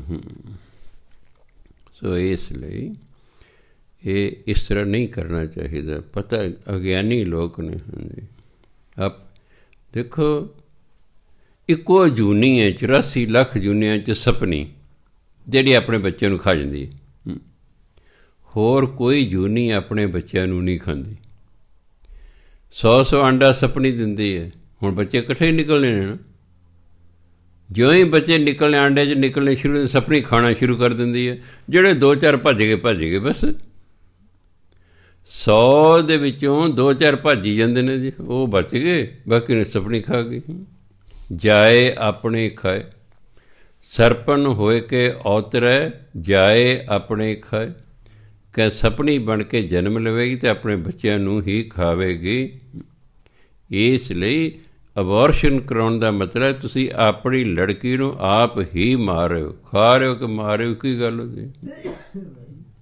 ਸਪਨੀ ਆਪਣੇ ਬੱਚਿਆਂ ਨੂੰ ਮਾਰ ਰਹੀ ਹੈ, ਖਾ ਰਹੀ ਹੈ। ਅਗਿਆਨੀ ਮਨੁੱਖ ਵੀ ਆਪਣੇ ਬੱਚਿਆਂ ਨੂੰ ਮਾਰ ਰਿਹਾ ਹੈ। ਕਿੱਡਾ ਵੱਡਾ ਪਾਪ ਹੈ। ਇਹੋ ਜਿਹੇ ਕੰਮ ਨਹੀਂ ਕਰੀਦੇ ਹੁੰਦੇ, ਉਹਦੀ ਰਜ਼ਾ 'ਚ ਰਹੀਦਾ ਹੁੰਦਾ ਹੈ। ਕੀ ਪਤਾ ਕਿੰਨੇ ਹੀ ਨੇ ਹਨ। ਰੋਜ਼ ਮੇਰੇ ਕੋਲ 4-5 ਕੇਸ ਆਉਂਦੇ ਨੇ ਜਿਹੜੇ ਆਪਣੇ ਪੁੱਤਰਾਂ ਤੋਂ ਦੁਖੀ ਨੇ। ਇਹਨਾਂ ਕੁੜੀਆਂ ਤੋਂ ਦੁਖੀ ਨਹੀਂ ਮਾਂ ਪਿਓ, ਜਿੰਨੇ ਇਸ ਵੇਲੇ ਪੁੱਤਰਾਂ ਤੋਂ ਦੁਖੀ ਨੇ। ਜੇ ਤਾਂ ਮੈਂ ਮੂਡ 'ਚ ਬੈਠਾ, ਮੈਂ ਹਾਂਜੀ ਫਿਰ ਢੋਲ ਵਜਾਏ ਸੀ ਤੁਸੀਂ? ਕਹਿੰਦੇ ਹਾਂਜੀ। ਮੈਂ ਲੱਡੂ ਵੰਡੇ ਸੀ? ਮੈਂ ਹਾਂ। ਮੈਂ ਸ਼ਰਾਬ ਵੀ ਪੀਤੀ ਪਿਲਾਈ ਹੋਣੀ? ਹਾਂਜੀ। ਕਹਿੰਦਾ ਫਿਰ ਹੁੰਦਾ ਹੀ ਹੈ ਜੀ, ਮੁੰਡਾ ਹੋਇਆ। ਮੈਂ ਠੀਕ ਹੈ, ਹੁਣ ਤੁਹਾਡੇ ਢੋਲ ਵਜਾ ਰਿਹਾ। ਤੁਸੀਂ ਇਹਦੇ ਜਨਮ 'ਤੇ ਢੋਲ ਵਜਾਏ, ਹੁਣ ਇਹ ਤੁਹਾਡੇ ਵਜਾ ਰਿਹਾ ਹੈ, ਬਸ ਹੋਰ ਕੀ। ਸਹੀ ਜੋ ਕੁੜੀ ਹੁੰਦੀ ਹੈ, ਫੋਨ ਹੀ ਨਹੀਂ ਕਰਦੇ। ਮੁੰਡਾ ਹੋ ਜੇ, ਅਜੇ ਮੁੰਡਾ ਹੋਇਆ ਹੀ ਹਸਪਤਾਲ ਤੋਂ ਮੈਨੂੰ ਫੋਨ ਹੈ, ਬਾਬਾ ਜੀ ਤੁਹਾਡਾ ਬੜਾ ਬੜਾ ਧੰਨਵਾਦ, ਮੁੰਡਾ ਹੋਇਆ। ਮੈਂ ਹਾਂ। ਕੁੜੀ ਹੋਈ ਮੈਂ ਕਿਸੇ ਨੇ ਬਾਬੇ ਨੂੰ ਯਾਦ ਹੀ ਨਹੀਂ ਸੀ ਕਰਨਾ। ਮੁੰਡਾ ਹੋਇਆ, ਤੜਾ ਤੜ ਫੋਨ ਹੋ ਰਿਹਾ। ਸਭ ਤੋਂ ਪਹਿਲਾਂ ਤੁਹਾਨੂੰ ਕੀਤਾ ਜੀ। ਅੱਛਾ ਜੀ। ਉਹਨੂੰ ਪੁੱਛੇ ਤੇਰੇ ਮੁੰਡੇ ਦਾ ਮੈਨੂੰ ਕੀ ਭਾਅ ਹੈ ਬਈ? ਵੀ ਮੈਨੂੰ ਤਾਂ ਕੀ ਫਾਇਦਾ ਤੇਰੇ ਮੁੰਡੇ ਦਾ, ਤੂੰ ਤਾਂ ਬੈਠਾ ਅੰਮ੍ਰਿਤਸਰ, ਉਹਨੇ ਇੱਥੇ ਆ ਕੇ ਮੇਰੀ ਲੱਤਾਂ ਘੁੱਟਣੀਆਂ। ਆਪਣੀ ਖੁਸ਼ੀ ਜ਼ਾਹਰ ਕਰ ਰਿਹਾ ਵੀ ਤੁਸੀਂ ਮੈਨੂੰ ਪਾੜ ਦਿੱਤਾ ਸੀ, ਸਾਡੇ ਘਰ ਪੁੱਤਰ ਹੋਇਆ। ਕਹਿੰਦਾ ਸਭ ਤੋਂ ਪਹਿਲਾਂ ਮੈਂ ਤੁਹਾਨੂੰ ਦੱਸ ਰਿਹਾ। ਮੈਂ ਠੀਕ ਹੈ, ਵਧਾਈਆਂ ਭਾਈ, ਵਧਾਈ, ਬਹੁਤ ਬਹੁਤ ਵਧਾਈਆਂ। ਵਧਾਈਆਂ ਦੇਣੀਆਂ ਚਾਹੀਦੀਆਂ, ਖੁਸ਼ੀ ਦੇ ਕੰਮ 'ਚ ਖੁਸ਼ੀ ਪ੍ਰਗਟ ਕਰਨੀ ਚਾਹੀਦੀ। ਹੁਣ ਜਿਹੜੀ ਬੀਬੀਆਂ ਸੜ ਮੱਚ ਜਾਂਦੀਆਂ ਦੂਜੀ ਤਰੱਕੀ ਵੇਖ ਕੇ, ਉਹ ਵੀ ਵਧਾਈਆਂ ਦੀ, ਭੈਣੇ ਤੇਰਾ ਮੁੰਡਾ ਫਸਟ ਹੈ, ਵਧਾਈਆਂ। ਵਿੱਚੋਂ ਹੀ ਹਾਏ ਹੋਏ ਮੇਰਾ ਨਹੀਂ ਆਇਆ। ਤੁਹਾਡਾ ਬੱਚਾ ਪਾਸ ਹੋਇਆ ਨਾ, ਸਿਰਫ 2 ਨੂੰ ਖੁਸ਼ੀ ਹੁੰਦੀ, ਇੱਕ ਟੀਚਰ ਨੂੰ, ਇੱਕ ਮਾਂ ਪਿਓ ਨੂੰ। ਬਾਕੀ ਕਿਸੇ ਨੂੰ ਕੋਈ ਖੁਸ਼ੀ ਨਹੀਂ ਹੁੰਦੀ। ਬਾਕੀ ਝੂਠੀ ਖੁਸ਼ੀ ਹੈ, ਝੂਠੇ ਵਧਾਈਆਂ ਨੇ। ਵਿੱਚੋਂ ਕਹਿੰਦੇ ਹਾਏ ਹੋਏ ਇਹਨਾਂ ਦਾ ਕਿਉਂ ਨੌਕਰੀ ਲੱਗ ਗਿਆ, ਹਾਏ ਹੋਏ ਕਿਉਂ ਫਸਟ ਆ ਗਿਆ, ਹਾਏ ਹੋਏ ਚੰਗੇ ਘਰ 'ਚ ਕਿਉਂ ਵਿਆਹ ਹੋ ਗਿਆ ਹੈ, ਹਾਏ ਹੋਏ ਪਹਿਲਾਂ ਹੀ ਪੁੱਤਰ ਹੋ ਗਿਆ। ਇਸ ਤਰ੍ਹਾਂ ਹੀ ਹੁੰਦਾ ਹੁਣ। ਸੋ ਕਹਿੰਦੇ ਇਹ ਸੰਸਾਰ ਹੈ, ਇਹ ਤੇ ਰੀਸ ਕਰਦਾ ਇੱਕ ਦੂਜੇ ਦੀ। ਪਰ ਕੌਣ ਨਹੀਂ ਰੀਸ ਕਰਦਾ? ਜਿਹਦੀ ਦੇਖਭਾਲ ਪਰਮਾਤਮਾ ਕਰਦਾ। ਪਰ ਜੋ ਪਰਮਾਤਮਾ ਦਾ ਨਾਮ ਜਪਦਾ ਉਹ ਸੰਸਾਰ ਦੀ ਰੀਸ ਨਹੀਂ ਕਰਦਾ, ਉਹ ਸੰਸਾਰੀਆਂ ਵਾਂਗੂ ਨਹੀਂ ਜੀਵਨ ਜਿਉਂਦਾ। ਉਹਦਾ ਜੀਵਨ ਢੰਗ ਵੱਖਰਾ ਹੁੰਦਾ ਹੈ। ਮਹਿਲਾ ਪੰਜਵਾਂ। ਫਰੀਦਾ ਦਿਲ ਰਤਾ ਇਸ ਦੁਨੀ ਸਿਉ, ਦੁਨੀ ਨਾ ਕਿਤੈ ਕੰਮ। ਮਿਸਲ ਫਕੀਰਾਂ ਗਾਖੜੀ, ਸੋ ਪਾਈਐ ਪੂਰ ਕਰਮ। ਫਰੀਦਾ ਦਿਲ ਰਤਾ ਇਸ ਦੁਨੀ ਸਿਉ, ਮਨ ਤੇ ਸੰਸਾਰ 'ਚ ਲੱਗਿਆ ਹੋਇਆ।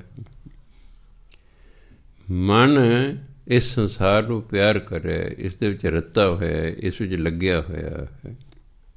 ਦੁਨੀ ਨਾ ਕਿਤੇ ਕੰਮ, ਪਰ ਇਸ ਸੰਸਾਰ ਨੇ ਤੇਰੇ ਕੰਮ ਨਹੀਂ ਆਉਣਾ ਗਣਾ। ਜਿਸ ਸੰਸਾਰ 'ਚ ਤੂੰ ਆਪਣਾ ਮਨ ਲਾ ਰੱਖਿਆ ਨਾ, ਇਸ ਸੰਸਾਰ ਨੇ ਅੰਤਲੇ ਸਮੇਂ ਤੇਰੇ ਕੰਮ ਨਹੀਂ ਆਉਣਾ। ਕਿਉਂਕਿ ਜਦੋਂ ਜਮਾਂ ਨੇ ਲੈਣ ਆਉਣਾ, ਸਾਨੂੰ ਕੋਈ ਨਹੀਂ ਛੁਡਾ ਸਕਦਾ। ਸੰਸਾਰ ਦਾ ਕੋਈ ਵੀ ਰਿਸ਼ਤੇਦਾਰ, ਦੋਸਤ, ਮਿੱਤਰ ਸਾਨੂੰ ਜਮਾਂ ਤੋਂ ਨਹੀਂ ਛੁਡਾ ਸਕਦਾ। ਕਹਿੰਦੇ ਜੇ ਸੰਸਾਰ 'ਚ ਲੱਗ ਕੇ ਤੂੰ ਪਰਮਾਤਮਾ ਦਾ ਨਾਮ ਨਹੀਂ ਨਾ ਜਪ ਰਿਹਾ, ਇਸ ਸੰਸਾਰ ਨੇ ਅੰਤਲੇ ਸਮੇਂ ਤੇਰੀ ਕੋਈ ਸਹਾਇਤਾ ਨਹੀਂ ਕਰਨੀ, ਇਹਨੇ ਤੇਰੇ ਕੰਮ ਨਹੀਂ ਆਉਣਾ ਕਰਨਾ। ਕਿੰਨੇ ਹੀ ਨੇ ਮੇਰੇ ਕੋਲ ਆਉਂਦੇ ਨੇ, ਉਹ ਬਾਬਾ ਜੀ ਮੇਰੇ ਦੋਸਤ ਨੇ ਮੇਰੇ ਤੋਂ ਉਧਾਰ ਲੈ ਲਏ ਪੈਸੇ ਜੀ, ਇੰਨੇ ਸਾਲ ਹੋ ਗਏ ਮੋੜਦਾ ਨਹੀਂ ਹੈ ਜੀ, ਮੈਂ ਟੈਲੀਫੋਨ ਕਰਦਾ ਨਹੀਂ। ਮੈਂ ਸੰਸਾਰ ਹੈ ਭਾਈ, ਇਹ ਬੇਈਮਾਨਾਂ ਨਾਲ ਭਰਿਆ ਹੋਇਆ ਹੈ, ਇਹ ਮੂੰਹ ਦੇ ਮਿੱਠੇ ਨੇ, ਦਿਲ ਦੇ ਖੋਟੇ ਨੇ। ਮਿੱਠੇ ਬਣ ਕੇ ਉਧਾਰ ਲੈ ਗਏ, ਨਾਲੇ ਤੇਰੇ ਪੈਸੇ ਗਏ, ਤੇਰੇ ਮਨ ਦੀ ਸ਼ਾਂਤੀ ਗਈ, ਨਾਲੇ ਦੋਸਤੀ ਗਈ, ਤੂੰ ਕੀ ਘਟਿਆ? ਇਹ ਮਨੁੱਖ ਸੰਸਾਰ 'ਚ ਹੀ ਲੱਗਾ ਰਹਿੰਦਾ ਹੈ, ਪਰ ਇਹ ਸੰਸਾਰ ਨੇ ਕਹਿੰਦੇ ਅੰਤਲੇ ਸਮੇਂ ਤੇਰੇ ਕੰਮ ਨਹੀਂ ਆਉਣਾ। ਮਿਸਲ ਫਕੀਰਾਂ ਗਾਖੜੇ, ਮਿਸਲ ਹੁੰਦਾ ਜੀਵਨ ਢੰਗ, ਫਕੀਰਾਂ ਦਾ, ਸਾਧੂਆਂ ਦਾ ਜਿਹੜਾ ਜੀਵਨ ਢੰਗ ਨਾ, ਇਹ ਤਾਂ ਗਾਖੜੀ ਬਹੁਤ ਔਖਾ।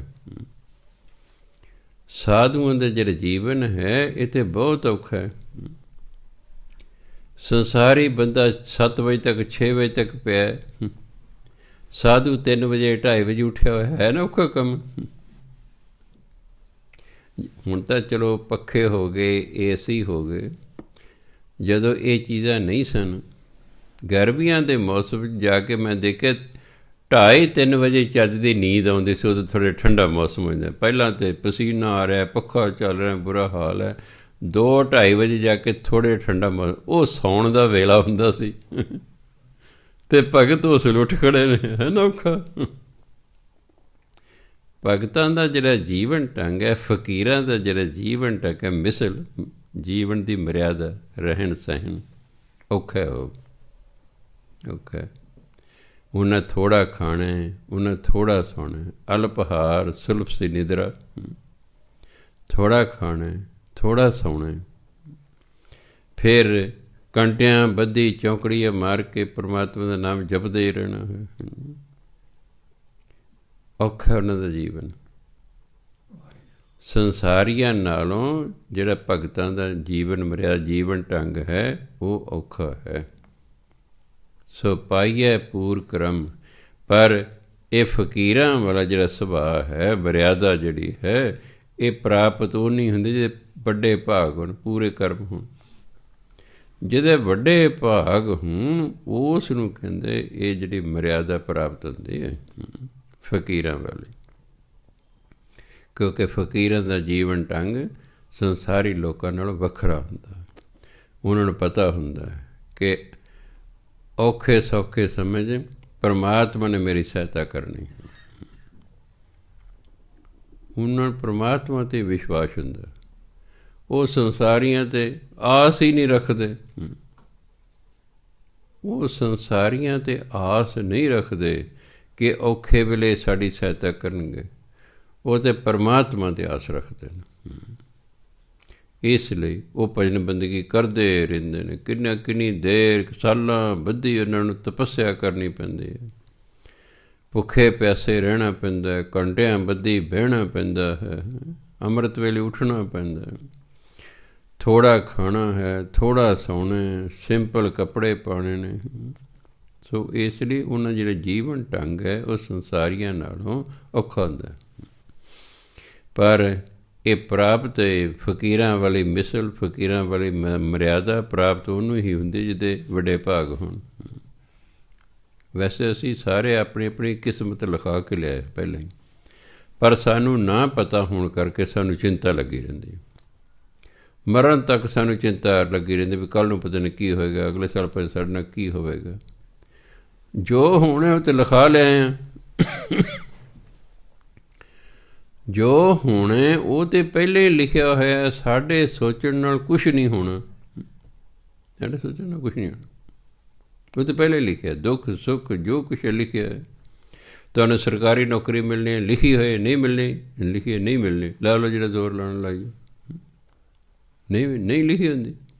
ਇੱਕ ਬੀਬੀ ਆ ਗਈ ਕਈ ਸਾਲਾਂ ਦੀ ਗੱਲ, ਬਾਬਾ ਜੀ ਇੱਕ ਬੰਦੇ ਨੇ ਸਾਡੇ ਤੋਂ 80 ਲੱਖ ਰੁਪਈਆ ਲਿਆ, ਕਿ ਮੈਂ ਤੁਹਾਡੇ ਲੜਕੇ ਨੂੰ ਨਾ PCS ਅਫਸਰ ਲਵਾ ਦਾਂਗਾ। ਅਸੀਂ ਉਹਨੂੰ ਕਹਿੰਦੇ ਜੀ 80 ਲੱਖ ਦੇ ਤਾ।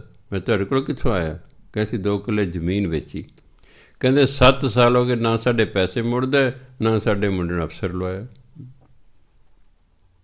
ਨਾ ਸਾਡੇ ਪੈਸੇ ਮੁੜਦੇ, ਨਾ ਅਫਸਰ ਲਵਾਇਆ। 80 ਲੱਖ ਦੇ ਕੇ ਵੀ ਸਰਕਾਰੀ ਨੌਕਰੀ ਨਹੀਂ ਮਿਲੀ। ਭਾਗਾਂ 'ਚ ਹੀ ਨਹੀਂ ਹੈ, ਕਿੱਥੋਂ ਮਿਲ ਜਾਏਗੀ? ਅਤੇ ਜੇ ਭਾਗਾਂ 'ਚ ਹੈ, ਬਿਨਾਂ ਪੈਸੇ ਦੇ ਵੀ ਮਿਲ ਜਾਣੀ ਹੈ। ਜੇ ਭਾਗਾਂ 'ਚ ਤਾਂ ਬਿਨਾਂ ਪੈਸੇ ਵੀ ਮਿਲ ਜਾਣੀ, ਅਤੇ ਜੇ ਨਹੀਂ ਭਾਗਾਂ ਦੇ ਜਿਹੜੇ ਮਰਜ਼ੀ ਪੈਸੇ ਚੱਕੀ ਫਿਰੋ, ਨਹੀਂ ਮਿਲਣੀ। ਤੁਹਾਡੀ ਕੁੜੀ ਦੀ ਸ਼ਾਦੀ ਉਦੋਂ ਹੀ ਹੋਣੀ ਹੈ ਜਿਸ ਸਾਲ ਲਿਖਿਆ ਹੋਇਆ ਹੈ। ਜੇ ਲਿਖਿਆ ਨਹੀਂ ਹੋਣੀ, ਫਿਰ ਨਹੀਂ ਹੋਣੀ, ਜੋ ਮਰਜ਼ੀ ਪਹਿਲੇ ਜ਼ੋਰ ਲਾਓ। ਇੱਕ ਬੀਵੀ ਬੜੀ ਸੋਹਣੀ ਸੁਨੱਖੀ ਪ੍ਰੋਫੈਸਰ ਲੱਗੀ ਹੋਈ, ਬਿਲਕੁਲ ਆਈ, ਕਹੇ ਬਾਬਾ ਮੇਰੀ 38 ਸਾਲ ਉਮਰ ਹੋ ਗਈ, ਮੈਂ ਪ੍ਰੋਫੈਸਰ ਲੱਗੀ ਹੋਈ ਹਾਂ। ਮੈਂ ਦੇਖਿਆ ਕਿਆ ਪਰਸਨੈਲਿਟੀ ਹੈ, ਕਿ ਸ਼ਾਦੀ ਨਹੀਂ ਹੋ ਰਹੀ, ਸ਼ਾਦੀ ਨਹੀਂ ਹੋ ਰਹੀ। ਇੱਕ ਦੀ ਲੜਕੀ ਮੋਟੀ ਤਾਂ ਸੀ, ਕਹਿੰਦੇ ਬਾਬਾ ਜੀ ਸਾਡੀ ਲੜਕੀ ਦੀ ਸ਼ਮੈ ਜੀ ਜਿਹਦੇ ਨਾਲ ਸੰਜੋਗ ਰਹੇ ਨਾ, ਉਹਦੇ ਵਿਚਾਰ ਹੀ ਮੋਟੀ ਵਾਲੇ ਹੋਣਗੇ, ਵੀ ਮੈਂ ਨਹੀਂ ਸੁੱਕੀ ਸੜੀ ਜੀ ਲੈਣੀ, ਮੈਂ ਨਹੀਂ ਸੁੱਕੀ ਸੜੀ ਜੀ ਲੈਣੀ, ਹਾਂ ਮੈਂ ਉਹਦੇ ਵਿਚਾਰ ਹੀ ਇਹੋ ਜਿਹੇ ਹੋਣੇ ਨੇ। ਹੋ ਗਿਆ ਰਿਸ਼ਤਾ। ਮੈਂ ਕਿਉਂ? ਮੈਂ ਜਿਹਦੇ ਨਾਲ ਸੰਜੋਗ ਲਿਖੇ ਨੇ ਉਹਦੇ ਪਹਿਲੇ ਹੀ ਲਿਖੇ ਹੋਏ ਨੇ, ਸੰਜੋਗ ਪਹਿਲੇ ਹੀ ਲਿਖੇ ਹੁੰਦੇ। ਨਾਨਕ ਸਤਿਗੁਰ ਤੇ ਨਾ ਮਿਲਾਇਆ, ਜਿਨ੍ਹਾਂ ਤੁਰੇ ਪਿਆ ਸੰਜੋਗ। ਕਾਰਡ ਤਾਂ ਲਿਖ ਦਿਓ ਨਾ, ਪਰ ਵਿਸ਼ਵਾਸ ਨਹੀਂ ਇਸ ਗੱਲ 'ਤੇ। ਉਹ ਫਾਰਮੈਲਿਟੀਆਂ, ਉਹਨੇ ਵੀ ਕਾਰਡ 'ਤੇ ਲਿਖਿਆ, ਮੈਂ ਵੀ ਲਿਖਣਾ। ਲਿਖਣਗੇ ਸਾਡੇ ਪੂਜਨੀਕ ਪਿਤਾ ਜੀ ਸਵਰਗ ਸੁਧਾਰ ਗਏ। ਉਹਨੇ ਪੁੱਛਿਆ ਵੀ ਸਵਰਗ ਸੁਧਾਰ ਗਏ ਦਾ ਮਤਲਬ ਕੀ ਹੈ? ਵੀ ਸਵਰਗਾਂ ਨੂੰ ਚਲੇ ਗਏ। ਉਹਨਾਂ ਦੀ ਆਤਮਿਕ ਸ਼ਾਂਤੀ ਲਈ ਵੀ ਦੱਸ, ਜਿਹੜਾ ਬੰਦਾ ਸਵਰਗ ਚਲੇ ਗਿਆ ਤੇ ਨੱਚ ਟੱਪ ਰਿਹਾ ਹੋਏਗਾ, ਉਹਦੀ ਆਤਮਾ ਵਿੱਚ ਜੇ ਕੋਈ ਤਕਲੀਫ 'ਚ, ਕਹਿੰਦੇ ਉਹਨਾਂ ਦੀ ਆਤਮਿਕ ਸ਼ਾਂਤੀ ਲਈ 1 ਤੋਂ 2 ਕਦੇ ਕੀਰਤਨ ਹੋਏਗਾ। ਉਂਝ ਹੀ ਬਸ ਉਹ ਕਾਰਡ ਜੋ ਛਪੇ ਹੁੰਦੇ ਨੇ। ਕੋਈ ਕਹੂਗਾ ਜੀ ਸਾਡੇ ਪੂਜਨੀਕ ਪਿਤਾ ਜੀ ਗੁਰੂ ਚਰਨਾਂ ਜਾ ਬਰਾਜੇ। ਉਹ ਭਲਿਓ ਮਾਨਸੋ, ਗੁਰੂ ਤੇ ਰਹਿੰਦਾ ਸੱਚਖੰਡ 'ਚ, ਅਤੇ ਜੀ ਉਹਦੇ ਚਰਨ ਚੜ੍ਹ, ਤੁਹਾਡਾ ਬਾਪ ਤਾਂ ਸੱਚਖੰਡ ਚਲਿਆ ਗਿਆ ਹੈ, ਅਤੇ ਤੁਸੀਂ ਤਾਂ ਖੁਸ਼ੀਆਂ ਮਨਾਓ, ਨੱਚੋ ਟੱਪੋ, ਢੋਲ ਵਜਾਓ, ਅਤੇ ਇਹ ਕੋਈ ਕਹਿੰਦੇ ਆਤਮਾ ਜਿਹੜੀ ਉਹਦੀ ਕਹੇ ਆਤਮਿਕ ਸ਼ਾਂਤੀ ਲਈ। ਸਭ ਫਾਰਮੈਲਿਟੀ। ਕਿਸੇ ਦਾ ਸਵਰਗਾਂ ਨੂੰ ਨਹੀਂ ਗਿਆ, ਕਿਸੇ ਦੇ ਗੁਰੂ ਚਰਨਾਂ 'ਚ, ਇੱਥੇ ਧੱਕੇ ਧੁੱਕੇ ਖਾਂਦੇ ਫਿਰਦੇ ਨੇ। ਸਵਰਗਾਂ ਨੂੰ ਜਾਣਾ ਅਤੇ ਗੁਰੂ ਦੇ ਚਰਨਾਂ ਜਾਣਾ ਕੋਈ ਖਾਲਾ ਜੀ ਦਾ ਵਾੜਾ। ਪਤਾ ਨਹੀਂ ਕਿੰਨੇ ਜਨਮਾਂ ਦੀ ਭਜਨ ਬੰਦਗੀ ਚਾਹੀਦੀ ਹੁੰਦੀ ਹੈ। ਇੱਥੇ ਸ਼ਰਾਬਾਂ ਪੀਂਦੇ ਰਹਿੰਦੇ ਨੇ ਅਤੇ ਪੁੱਠੇ ਕੰਮ ਕਰਦੇ ਰਹਿੰਦੇ ਨੇ। ਹੁਣ ਭਾਈ ਵਿਚਾਰਾ ਕੀ ਕਰੇ? ਚੋਰ ਮਰ ਗਿਆ ਹੈ। ਸੱਚੇ ਪਾਤਸ਼ਾਹ ਆਪਣੇ ਚਰਨਾਂ 'ਚ ਨਿਵਾਸ ਬਖਸ਼ਿਓ। ਸੱਚੇ ਪਾਤਸ਼ਾਹ ਕੋਲ ਖੜੇ 2 ਮਾਰ ਰਖੜੇ ਉਹਦੀ ਅਰਦਾਸ ਕਰਦੇ ਆ, ਸੜਿਆ ਜਾ ਇਹ ਸਾਰੀ ਉਮਰ ਚੋਰੀਆਂ ਕਰਦਾ ਰਿਹਾ, ਮੈਨੂੰ ਆਪਣੇ ਚਰਨਾਂ 'ਚ ਨਿਵਾਸ ਬਖਸ਼ਿਆ। ਗੁਰ ਪੀਰ ਹਮ ਤਾਂ ਪਰੈ ਜਾਂ ਮੁਰਦਾਰ ਨਾ ਖਾਏ। ਗੁਰੂ ਪੀਰ ਹਮ ਹੀ ਤਾਂ ਪਰ ਜੇ ਬੰਦਾ ਹਰਾਮ ਦੀ ਕਮਾਈ ਨਾ ਖਾਏ।